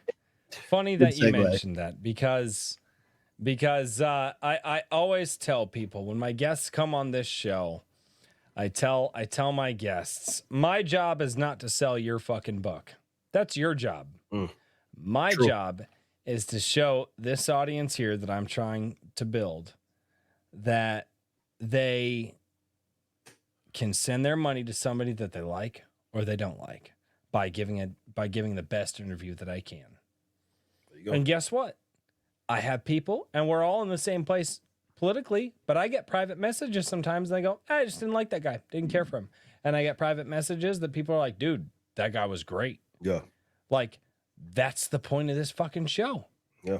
Is to fucking introduce people to other people. So when you send off your hard-earned fucking dollars, because not everybody's in a spot where you're at, where you've got Right. a really good following and you're fairly well known, and you've been on Fox News and The Blaze and all that. Yeah. Dude, the first time that I saw that you were going on The Blaze, I was like, Wait, what the fuck? Yeah. My jaw bounced off the fucking floorboard of my truck. Like, are you shooting NyQuil over there? Yeah, shot a NyQuil. Oh shit. A Dayquil, yeah. Dayquil. Dayquil, Dude, yeah, shit, Eric's dying, guys. I think I gotta go to Super. Yeah. I was Yeah. like, I'm trying all to right, power he's through, either trying to power shooting medicine or he's shooting some shit that I don't want to know. No. We love you, you Oh, giant it's fucking still Q. Dayquil. Guys, Eric is shooting Dayquil. I think I got to move to Super Chats at this point because we got a lot of them. We've been scanning the chat to try to find some good questions for you too, just so we could get some of those in there, man. Eric, is there a point before I cut you off and go to Super Chats that you need to make? Oh no, man. Other than again, I appreciate everybody. Again, everybody's here been ambassadors for that. We are very much, as we've talked about here, community oriented like company, right? It goes as far as the community determines that it will. We have a very welcoming fandom, and all of you guys that go vouch for us, I appreciate the absolute fuck out of y'all, and I just want y'all to hear it from me personally. I see it all, man, and I appreciate the shit out of y'all. I appreciate all the customers, of course, in the chat, everybody that's shown love, whether it be ISOM 1, ISOM 2, or fucking Alpha Core, the upcoming Yaira. I don't care what it is. Somebody asked me, actually, it was today. Somebody was like, is it bad if I liked Alpha Core more than ISOM? I was like, why would that be bad? That's the fucking point. You know what I mean? Like, everybody's gonna have what they gravitate towards as our company grows, right? You're gonna have the diehards that support everything it is that we put out, and then you're gonna have those that gravitate towards a couple of titles or two. There's absolutely fucking nothing wrong with that. That's what we're trying to do here with building this company is have something for everybody. So I appreciate everybody giving Alpha Core a chance. And we're seeing the early reviews. People are fucking loving it. And I thank everybody for supporting it. Dude, no, seriously, man. Dude, and the enthusiasm that you have inspired, and that's resonating. And people are saying we're gonna move away from the internet 2.0 hate and rage bait. People are wanting to move towards more enthusiasm inspired content, right? Yeah. Myself included. Yes. So I'm gonna say before we go over to Super Chats, before we get to that point, I want to tell you two things because I've told your team this. I haven't told you this. Now, me personally, I was not the guy that was excited for Alpha Core or Yaira, right? I'm excited for fucking Norfolka, right? Which leads into my second question. Well, you saw me hold up the guitar, dude. Like, there's a reason I can see it. Like, yeah, I can see it. I'm sorry, dude. And dude, like, okay. But I had somebody send a super chat into to one of my Sunday coffees, like, hey, are you excited for this? And I was like, no, I'm not excited for like Alpha Core and Yaira. I probably won't pick those up. And somebody sends me a super chat and they're like, but like, dude, like us as your audience, like we actually like seeing your reviews. So like, would you pick those books up because we like seeing your reviews of this stuff? And I'm like, motherfucker sent in a super chat and now I've got to fucking spend the money on the books. But that's the enthusiasm, man. And now like that right there, because of you and because of the enthusiasm you inspire, I got people telling me, hey, we like when you break down a book. We like what you're doing, right? Yeah. And that gives me a little bit of that direction. And that makes me excited. It's like, so fuck, I'm going to buy Alpha Core. I will be buying a signed edition of Yaira. There's a thing between my wife and the Saska sisters, and I don't know if I want to get in between that because I might end up dead. But I've seen some creepy shit that them ladies post. Anyway, they are the horror twins. Yes, they are. But man, that whole diatribe is to say you're inspiring enthusiasm, and that enthusiasm is that circle is growing, and people are seeing it, man. And like I said, you got me off my ass. I'd been on my ass for a few years. You definitely got me off my, and it wasn't your success, and it wasn't all the years that came before that. It was one fucking look of you shaking off the fucking tired. Yeah. That was the fucking thing, man. Hell yeah. I love to hear that, man. The enthusiasm is what this is about. I get it, man. To your point, man, before you go to super chats, I get it. People want more inspired stuff. That's what this stuff was about, definitely with comics. We used to be sitting over. We used to argue about dumb shit all the time, but it was fun dumb shit. You know what I mean? Yeah. Not this other shit that we're having to have conversations about. And the fact that that's given, we're giving people that is to me, that's what this shit is about. People being inspired in some kind of way, and just looking forward to something, that's why I do what it is that I do. And you guys inspire the fuck out of me as well. So that's why I'm working hard to, we got ISOM 3, and then I'm moving on to another project that I'm gonna write, and I'm just hustling and bustling because I want to give you guys something to get this universe that you continue to get lost in. So I see the enthusiasm. I love it. This is exactly why we do what we do. No, dude, it's fucking great, man. It really, it was an eye opener to see how all that works. And like I said, man, you got guys like me, like, all right, get off your ass, Royce. You've been on your ass for a few years. It's time to get your ass up and fucking move. And same, like to the point, man. And I'll toss this out there. I don't know if you'll be able to do it sometime next year, probably in the summer months, because of where I live. Instead of like doing like a meetup at like a con or something like that, we're gonna do a barbecue. Iron Age barbecue. I built that fucking smoker for a fucking dude. It's a 125-gallon smoker. I built that fucking thing for a reason. Okay. And I think like I got a lot of planning to do, man. But that's because of that is a large part because of the community that you got going. Because like, dude, you got a guy who wants to cook a bunch of fucking barbecue for a bunch of people to just bring them together and talk and be nerds again, man. Hell yeah. And I like barbecues because I'm a fucking redneck and people can get properly fucking drunk at a barbecue. That's definitely a factor. I'm more interested in the barbecue itself, though. Hell yeah. That's what it's about. I'm gonna have to learn to cook some good ribs. That's the problem, though, is like if I have some people come up from Texas and they try like my barbecue, like, whoa, fuck, I'll be a little. It's a lot on the line. I'll help you. It's fine. All right, man. Let's go to super chats. Because dude, we've got a bunch of super chats, man, and we also have we also have questions that are not super chats. We've been trying to catch them as they come in. And the chat is moving faster than it ever has tonight, and it's just Richard and I that can grab those. So really quickly, because I drink. Wrangler for 420 says touch those buttons. That's Wrangler. He likes to drop 420 in the chat. He says touch those buttons. And ladies and gentlemen, yes. And what he is referring to is the way that I say this all the time. If you're new to the channel, ladies and gentlemen, do me a favor. Be like Nemo. That's right. Touch that butt, the button, the like button. Touch that butt, ladies and gentlemen. Be like Nemo. So my niece and nephews made me watch that movie too many times. Caffeinated Wolf for $5. We know that guy. Yeah, Eric knows that guy. It says, here, I'll pull these up on screen, make it easier. He says, let's go. Yes. Eric, I need you to address the team on Monday in your Monday meetings or your Tuesday meetings, whenever you do your meetings, and ask them, why the fuck are they making me buy my wife a goat? Because she wants a goat, Royce. It's obvious. Go for it. Get the goat. I like. Yes. Yeah, but like I'm not gonna get the goat unless it's gonna be a meat goat, and I've heard meat goat is not. It's just weird. Eric said it. He's officially team goat. No, god damn it! Stop. I hate all of you.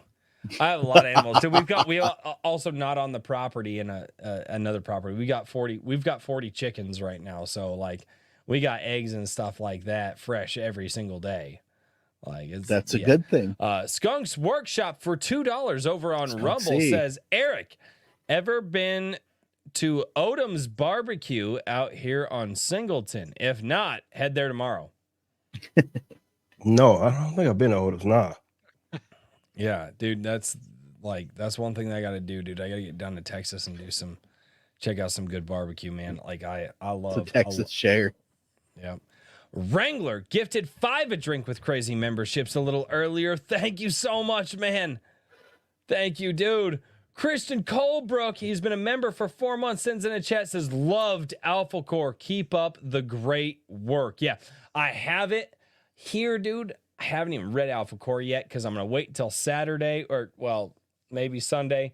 I'm probably going to read it a couple of times through, and then I'm going to get my review and then my spoiler review out, because I actually found out, and actually this is you, Ripa, and I'm the type of guy, I like spoilers. I know what I'm getting into before I get into it, because in my mind, if the spoilers ruin the story for me, it doesn't have a lot of readability.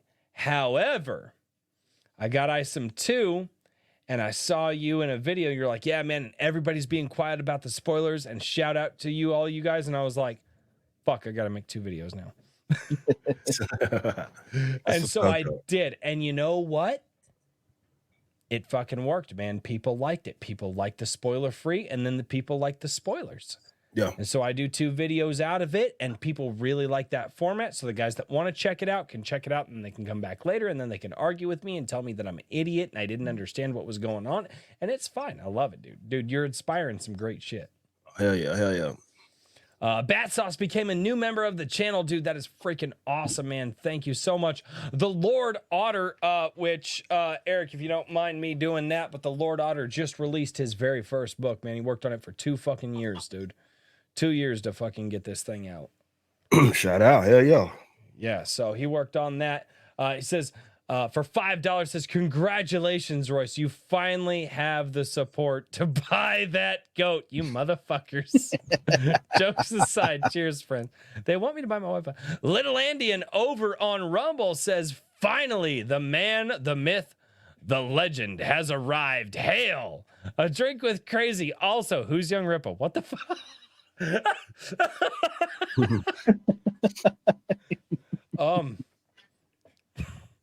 I'm not even gonna justify. Hey, I just saw John Della Rose popped out in the chat. Hail, John Della Rose.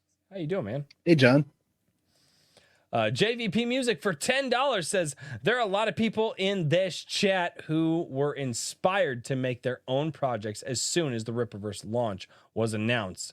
The inspiration over the last year has been amazing to watch. Yeah, no, Trailblazers everywhere. Hell yeah. Dude, it's great. And I tell people all the time, now is not the time to get comfortable with what you're making. Now is the time, whether you have already made something or you haven't made something yet and you're working on it. Here's the thing. Here's what I want to tell everybody, and I mean this from the bottom of my heart. Step the fuck up. Because what myself, Richard, and Daniel were seeing a year ago, the quality that we're seeing today supersedes that. I don't say that to disparage anybody, okay?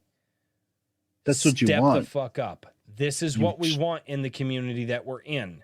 We are raising the bar every single day. There will come a day that some people will realize that maybe they can't fucking keep up with that bar, but that's okay.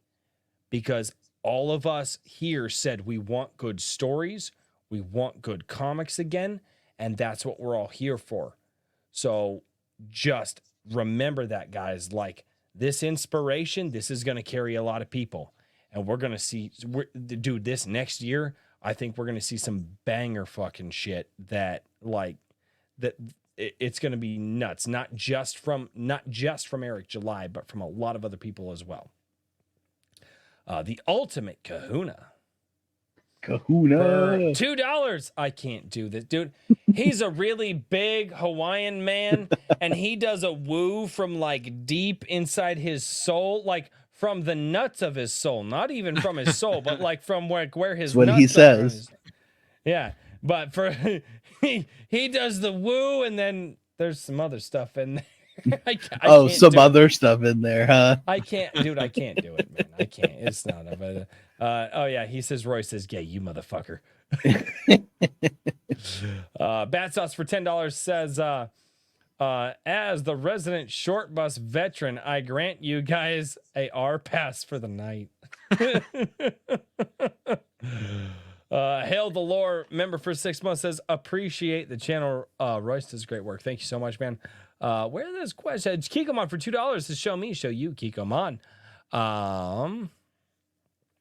Wrangler for $10 says, covering Eric boosted a drink with Crazy. A drink with Crazy uses that gross to boost us. Thank you, Eric, for blazing the trail. Your momentum has inspired many others to push on. He's not wrong. There's no Hell lie. yeah.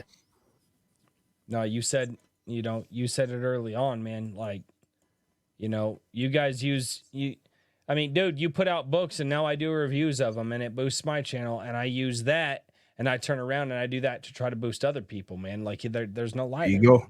There you go. You pass it forward, man. That's one thing that, like, dude, and it's they're not wrong. I believed that I couldn't create a comic book and just should be a writer. But after watching all of this that has gone on, specifically with Eric and the Rippaverse, talking with people, getting to that point, I literally said to myself, I can do this because I've seen it done by others without having to go through like the traditional comic stuff. Because I used to work for a comic book store. I understand the stranglehold that Diamond had on distribution over the course of decades. So I fully believed that it was not possible for me to do something like this that I loved as a child, as a teenager, as a young adult, until seeing all of this happen. And then finally I went, I'm going to put myself forward to do that. And it's because of guys like Eric. So absolutely. Well, So, dude, and that's the thing, man, is it's like you said earlier, the tools were there, but people weren't using them in the right spots. And it takes a guy like you to be like, what the fuck are y'all doing? Don't use the tools like those guys. That's not the best way to use those tools. Use them this way. Right? yeah. Like we're about to see, like, I hope that you inspire 10 more Rippaverses. You know what I mean? Or 20 more, or however many that is. Because people get it. People realize that, yeah, that's what I want. That's exactly what we want. I think you have, dude. I think you have. And I think you give it 5 years, dude, you're going to see not just the fruits of your labor in your own company, but you're going to start to see it elsewhere too, man. I don't know if you're already seeing it now, but yeah, I think, dude, there's some shit growing, man. That's for sure. Yeah, Tim Allen for $2. God bless Eric and the Iron Age. Absolutely, man. Shout out. Thank you, Mead Master. He's the Mead Master. Philip Barajas says, howdy, Eric. I noticed in the Rippaverse that no one aside from Avery has a superhero name. Will that always be the case for the Rippaverse? Thanks. I wouldn't say that. I wouldn't say that at all. Stay tuned. I'll say that much. Norfolk win. That's my only thing that I got. That's all I want. Actually, dude, I'm gonna be real with you. I like Norfolka and Bloodruth, like those two just meeting each other. I'm like, yeah, that's a thing. I see that. Yeah, I see that. I'm in for the good and goodness. Well, one seems mystical and one seems very magical. The two very different things. One more working on the deity plane, the other working more on the magical plane. Like, dude, Norfolka, Bloodruth. Yeah. Like, that would be fantastic. Okay. Some people, Eric, I'm supposed to give you shit. Uh-oh. Okay. All right. Okay. I mean, it's not, and here's the thing is I say it wrong too. But one of the guys is like, how would you say that name?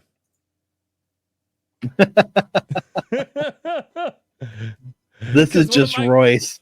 No. All right, this is from Billy Bobsack. So Billy Bobsack is like, dude, he's like, I want you to bust Eric's balls a little bit because he said TS Bowl a few months ago. I say TSBOL. I found out last week it's Sybil. I wouldn't have gone with that. Dude, I would not have gone with that at all. But I was like, Yeah, me neither. But anyway, Sybil says, thanks for encouraging us to be great, Eric. Shout out. Appreciate that. And that was not a message from Sybil. That was a message from another jackass that I have in my community. My community is full of jackasses, Eric. My community is they're aggressively supportive, if you know what Correct. I mean. Like the beatings will continue until morale improves. And I'm the one that gets the beatings, apparently. The Ultimate Kahuna for $10 says, so Eric, during the creative process, when do you like to let writers or artists have the most free reign, and when are you more exacting in what you want? That's I mean, it can go either way, man. It just depends on what kind of story it is that they're telling. There's certain events and it's like, hey, we need this to happen, but others they get a lot of more freedom. It just depends on what it is, what story we're telling. Right. So, man. That makes sense. Alt Simon, this is just a regular chat, not even a super chat, and I see that Richard saved this one. Fuck you, Richard. Do those super chats bring Royce into the can afford to buy a goat margin now? Fuck you, motherfuckers. Well, with that one from Kikoman alone, probably. Dude, they want me to buy a goat so bad. I don't know. Buy my the wife goat, was on Royce. Here's where I made the mistake, Eric, is I let my wife on stream with Caro. I feel like I made a mistake there. I let my wife on stream with Caro Brown one time, and now I have to buy a fucking goat. It was gonna happen regardless. You know it. I know it. Just buy the goat, Royce. Oh god. Herman P. Hunter, the Lore Forge. We call him the Hedge here.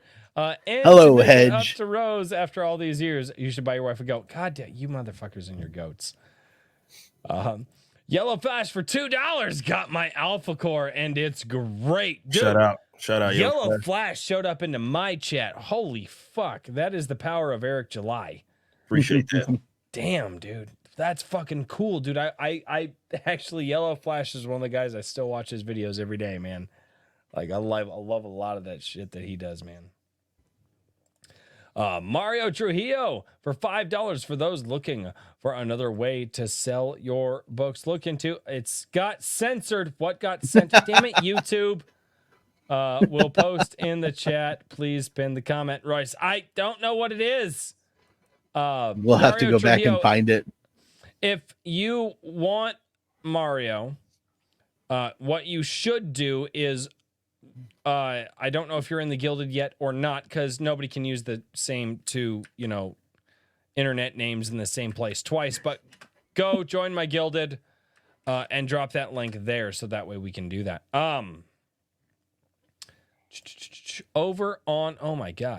Over on Rumble, Skunk's Workshop for $2. God, I wish I could pull that up on StreamYard, but it won't let me. Remember the name Skunk's Workshop, y'all. This team will be full-blown multimedia studio one day. Remember this comment.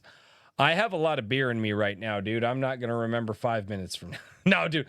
But Skunks is doing a lot of good work, man. He really is. Brandon Clark for $5 says, just finished Alpha Core, so I'm tuning in late.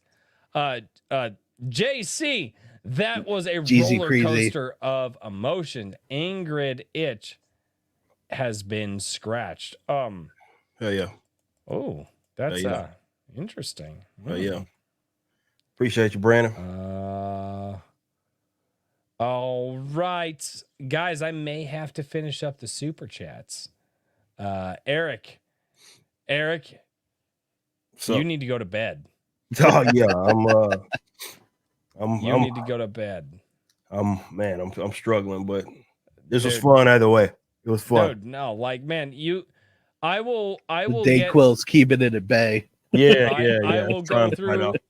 the rest of the super chats, man. But like, you got to get going, dude. You Yeah. like the fact that you hung in here, like, and you're from the near brink of death, because I've been there and had to do that. It sucks, man. But I'll give you the last word, man. What do you want to say to everybody, and or what do you got to shill, as I call it, shilling on my channel? Hate that word. Oh, I'm good, man. I just appreciate everybody. Riververse.com. You know where to find everything, man. And I appreciate everybody that's supporting Alpha Core. You're getting your book soon if you have not already. And you know, we're busting our ass over at the warehouse team, that is, man. And again, I just appreciate each and every one of you. Dude, you inspired a lot of people, man. You really did, dude. You figured out a combination to the lock that a lot of other people didn't figure out, and through that, a lot of people are gonna look to try to do what you've done and try to build what they, try to build their own thing. And I know, like, I say that not because I'm speaking for everybody else. I say that because I'm speaking for me, man. So, dude, I appreciate the hell out of what you're doing. Because if you weren't doing what you're doing, I wouldn't be off my ass today. I'd still be on my ass, man. What's up, man? Like, Hell so yeah, man. thank you. I love dude. to hear that shit, man. And y'all keep grinding, keep being great, man, for sure. Dude. Absolutely. Thank you, man. Really appreciate it. Hell yeah. Yeah. Do me a Thank favor. you for coming on and talking with us. It's Hell yeah. awesome. Yeah, course. dude. Go get some sleep and don't fucking die. Don't you get fucking sick and die. No, Because no. I still Don't get I any need sicker, yeah. Norfolka. All right. You're not I allowed got to die until I have you. Till you Norfolka get in my Norfolk. hands. I got you. Okay. I got you. I promise I got you. All right. Get some All right, rest. man. Feel All right, better, man. I appreciate y'all, man. Thank you.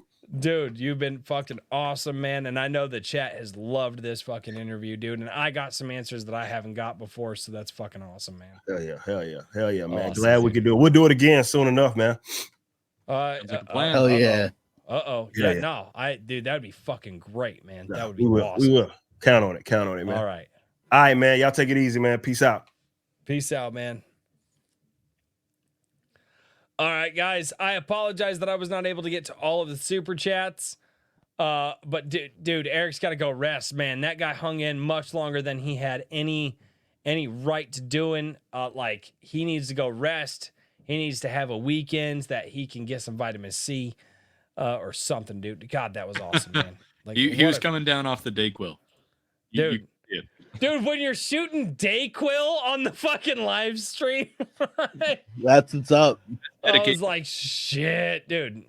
That was absolutely fucking insane. All right, guys. Epic level grind, right? Oh, Yep. dude, no, but like, he is the king of the grind, man, and that's what I'm trying to tell you. All right, let's get through some of these super chats here, and I apologize, guys, if these are for Eric. I am so sorry. But yeah, man, the guy's sick. What do you want me to do? Fucking keep him awake while he's sick? That makes you the assholes, not me. That's not me at all. Pass the blame. Rhett Hippo, I will always pass the blame. Rhett Hippo says, gonna have to watch the replay later, but I hope everyone has a good stream for $5. Thank you so much, dude. That is, no, we had a fucking great stream, man. I think it might be hypo. Ira Brownridge Jr. says LA Knight is teaming with RKO tonight. Just saying, for $5. I have no idea what any of that means. Do you guys know what that means? No, but awesome. Thank you so much. I'm Mr. drunk Hat, enough to be excited. Mr. Hat for $20.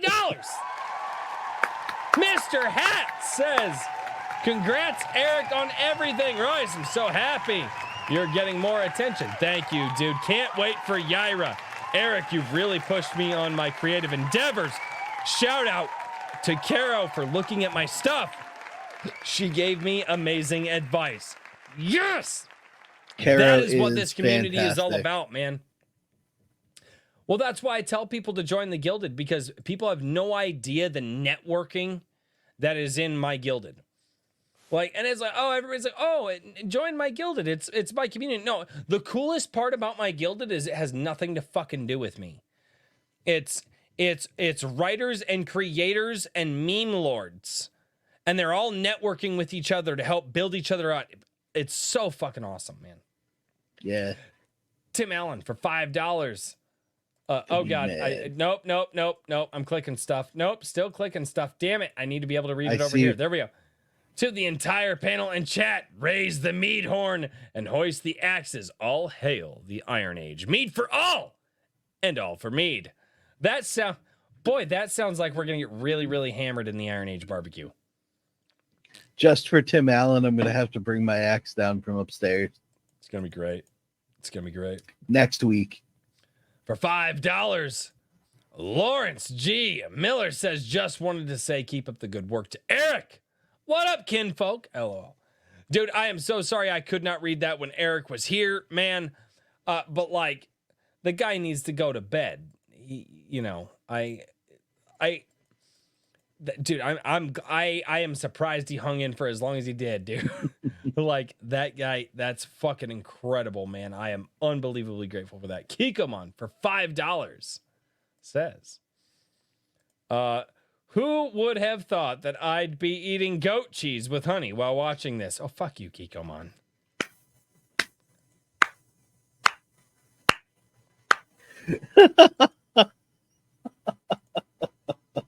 Y'all are a bunch of pricks. You know that? Y'all are a bunch of fucking pricks. Y'all are just here to make fun of me, aren't you? Aren't you? Yes, we Fuckers. are. Even your co-hosts. Well, yeah, you guys do it the most. Because I have to DM you guys every week. Vito Pershard for $5 says, Rip Wilkins. Why, Chuck? Why? I was told that $5 super chat is spoilers. It is. I still have to read. It's very light spoilers though, so we'll. Did you get allow Alpha it. Core too? Did you? What the fuck? No spoilers, Holmes. Dude, what the? Dinosaur Woman for $10. Been following Eric for a long time since I discovered Nerdrotic and the Fellowship. So glad to see him on the show. I can't wait for more Bloodruth. I appreciate you guys. Dude, Bloodruth was legit. Bloodruth was my second favorite character in Isom 2.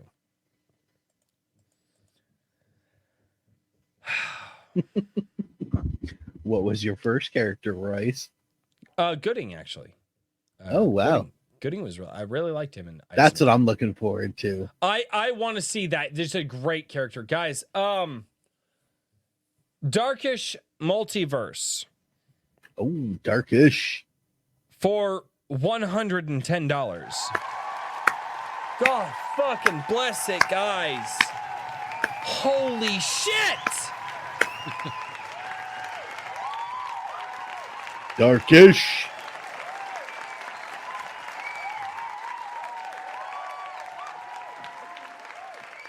Fuck.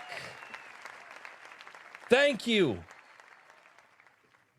Happy holidays, guys. I just wanted to say I appreciate all you guys do. Hell, Royce and I became friends because the Rippaverse exists. That is a fucking fact. Royce, tell the kids that Jack said Merry Christmas. That I can do. For those of you who don't know, Darkish dressed up as the Skeleton King, Jack from The Nightmare Before Christmas, and did a special birthday call for my daughter. And my kids looked at me and they, Dad, how do you know Jack? How do you know Jack Skellington? I'm like, he watches my channel. And my kids are like, Jack Skellington watches your channel? I'm like, yeah. The Pumpkin King enjoys the Pumpkin crazy. King watches A Drink with Crazy. I'm busy working 14 hours a day. I'm off tomorrow, but my body to sit down. Yes, yeah. Oh, dude, I've been there, man. I should say yes. I've absolutely been there. Get some rest, Darkish. Storm Crow asked this question. Caro, if you're still in the chat, please, would you be able to send this to Eric and maybe just get an offline? We can send it to Storm Crow and the Gilded, please.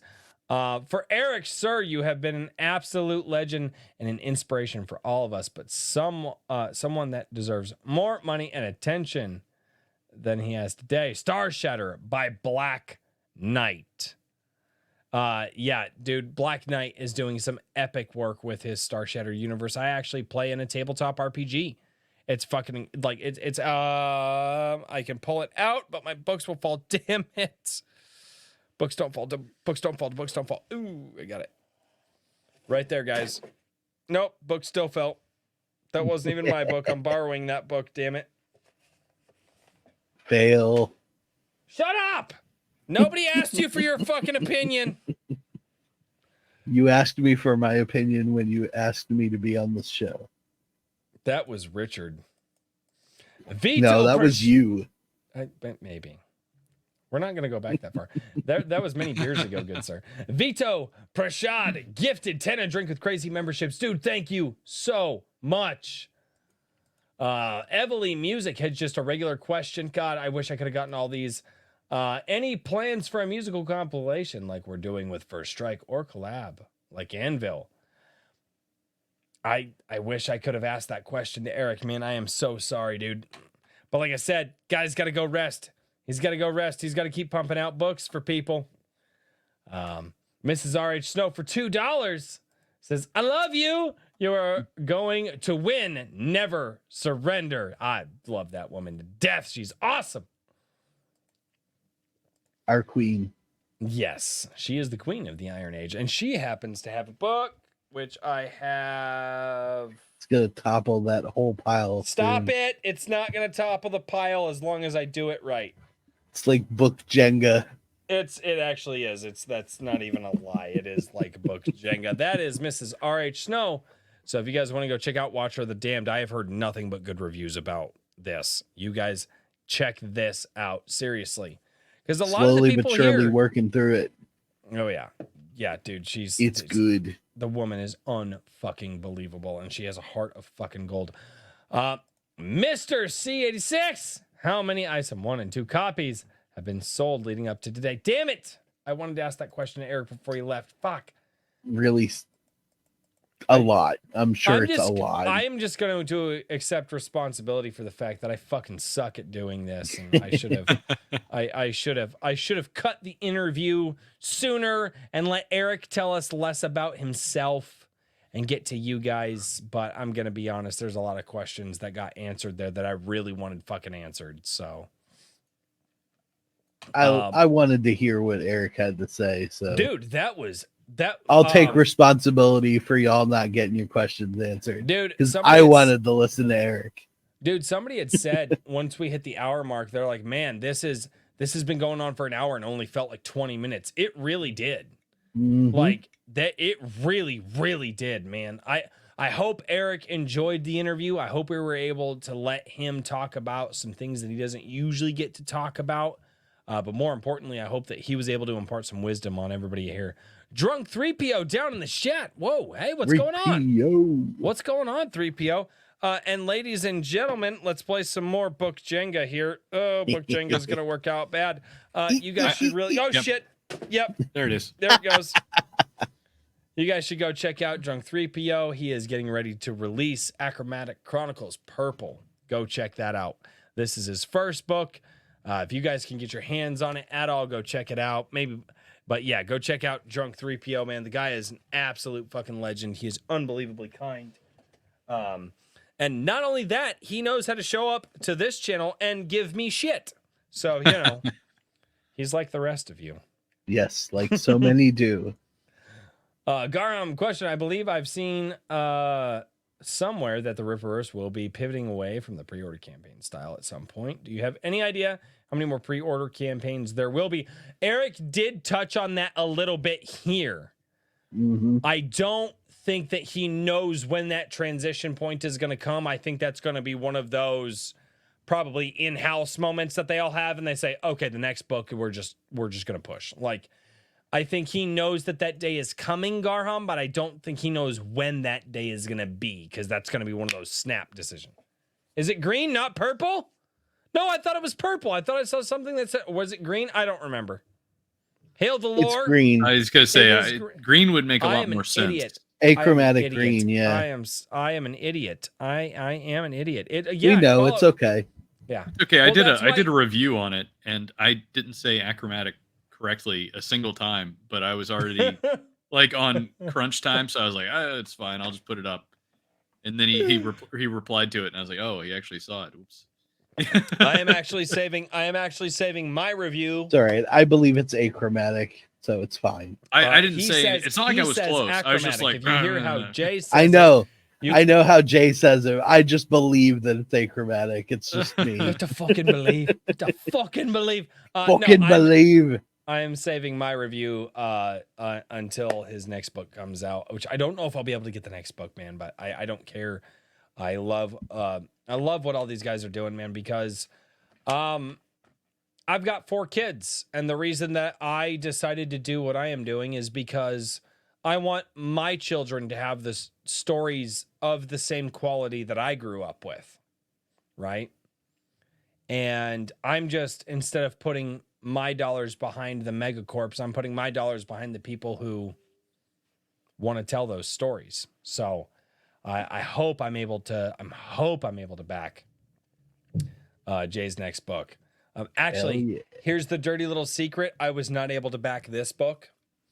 One of my subscribers, also known as Maji Chan, ended up getting 2 copies, and she sent this one to me.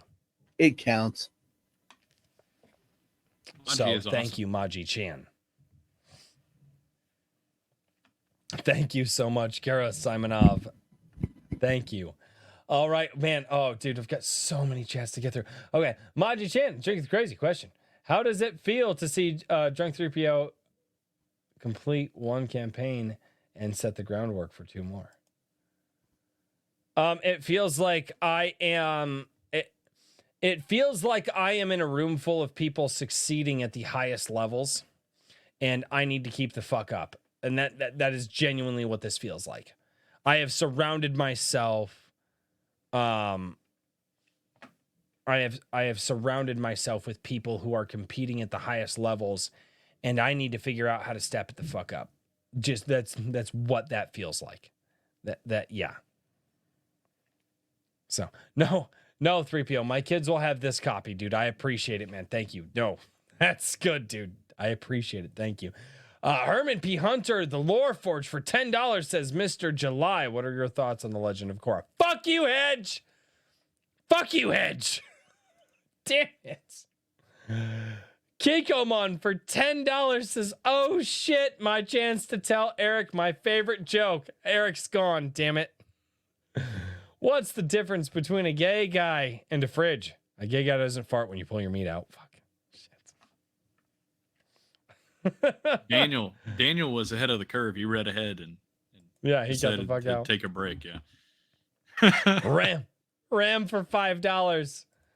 FedEx was gay, leaving my package outside in the dirt in the sun. The books were good though. Yeah, he packages them good. Going to read Alpha Core tonight after the stream, maybe. I will be reading it this weekend. I will be reading it probably Sunday because I'm going to take my kids bowling in the morning. I am going to encourage my kids to kill their fucking old scores because they've been doing really good this year. I am going to barbecue for friends and family tomorrow. And then I am going to wake up, probably read Alpha Core, and then do Sunday coffee for all of you people. Because I love doing Sunday coffee because it's awesome. Kikomon for $5. No, I already read that one. Did you say that one twice? He got it flipped. He screwed up the punchline. But it's okay. We didn't notice. Kikomon for $5 since the punchline. Harry Toe 1 for $20. Jeez, dude. You guys have been nuts tonight. $20, man. It says NDA, people, NDA. Oh my God. For everybody, because I know a ton of you who are here are new to the channel. Maybe you're new, maybe you're not. Maybe you guys have been just lurkers. Thank you, everybody, for showing up tonight. You guys are unfucking believable. Brandon Clark for $5. Everyone needs to run out and get No Restraints Play now, so you can get a good taste of the Soska sisters and what's to come for us with Yaira. I have had the Soska sisters live on stream, and my wife talks with them regularly. I've never met people who intimidate me with energy because usually I'm the most energetic person in the room. The Soska sisters intimidate me. Them ladies are crazy. I'm telling you, dude, they got them crazy eyes. You've got it, like, you see it, right? Like, you see it? Did they? Oh, shit, they might still be in the chat. I love them both. I adore the Saskas, but man, those ladies, oh, nope, they're there. They're there. No, the Saskas are awesome. Lily Fields sends in $2. No chat. Round 2. All right, I will take you up on round 2. I would love to have you both on an Iron Age. What do you guys think? Iron Age Nights featuring the Saska sisters when Yaira comes out? Absolutely. I think that would be really, really cool. That'd be Hell, because yeah. Because that would be a fun interview to be able to ask the opening question to the Saska sisters. Where does this start for you? Saska sisters, I put you under an NDA right now. You are not allowed to answer that until I get to ask you that question on Iron Age Nights. I don't think that's how that works, but we could pretend. I don't think that's how that works either, but you know what? It's fun. The Iron Age Nights in Yaira Winter. Dude, right? You have no power here, Royce. Caffeinated Wolf, pull that NDA shit for me. Daniel Johnston for $5 says, how about this? I'll invite you all over to my USAF Red Senior MSGT. We'll make y'all some brisket. Ooh. Oh, yes. I'll travel for some legit brisket. I will also travel for some legit brisket. I think I'm doing ribs out. Fuck, I didn't pull the ribs out. Damn it. Better hurry up. Alt Simon for $10. Are we going to get a Lillian book? Because I'd simp for Lillian. I don't know. God, I wish I could have asked these when. You know what, though? If Eric would have just punked out because he was tired, I'd have been mad. The guy's sick as hell, and you could start to see him on the downhill, and that motherfucker was not going to quit until we were like, hey, bro, like, you should go to bed. Like, if I wouldn't have, like, paid attention to that, Eric would probably still be here, but, like, the guy was, like, dying, and I'm like, go to bed, don't die. Like,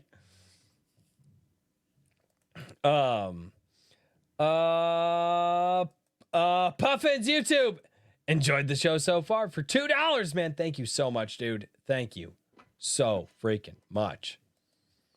Back down the revenge for 125 of $1 that I don't know.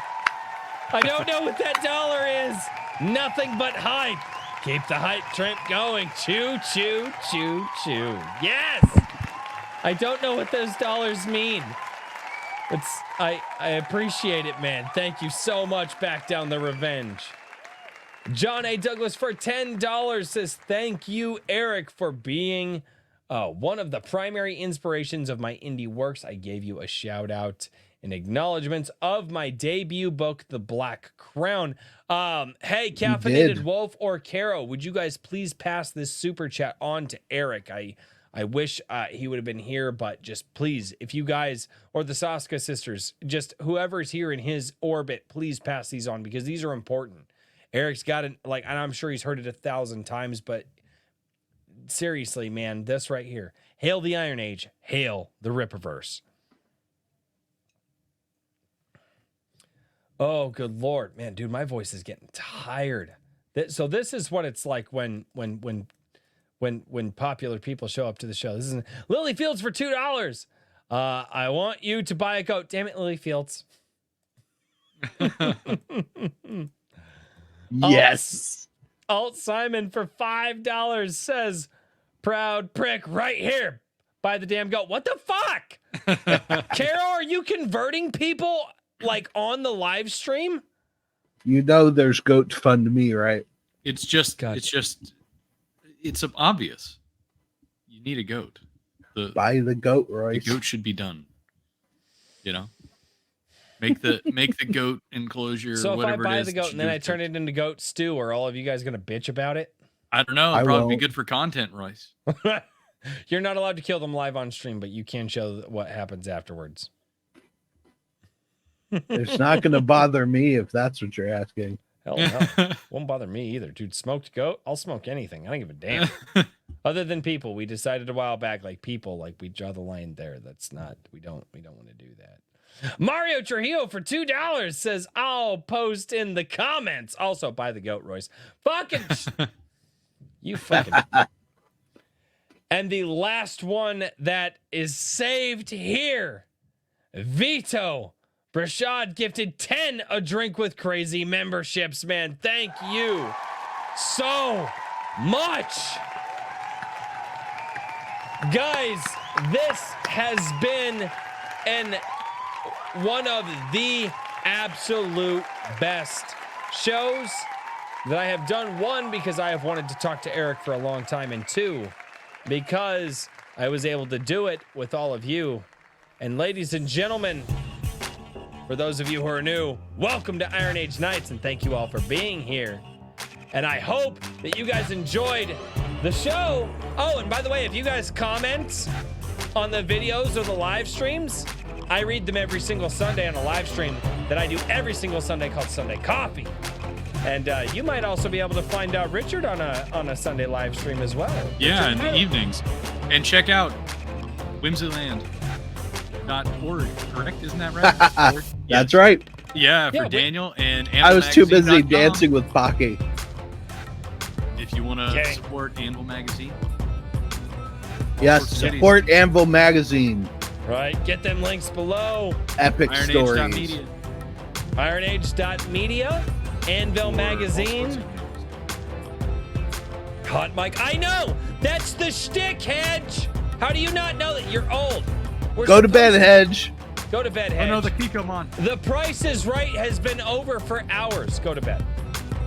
We did not get to the Kikomon song. We let Kikomon down. No, we were supposed to show it to Eric July. I will send it to his team.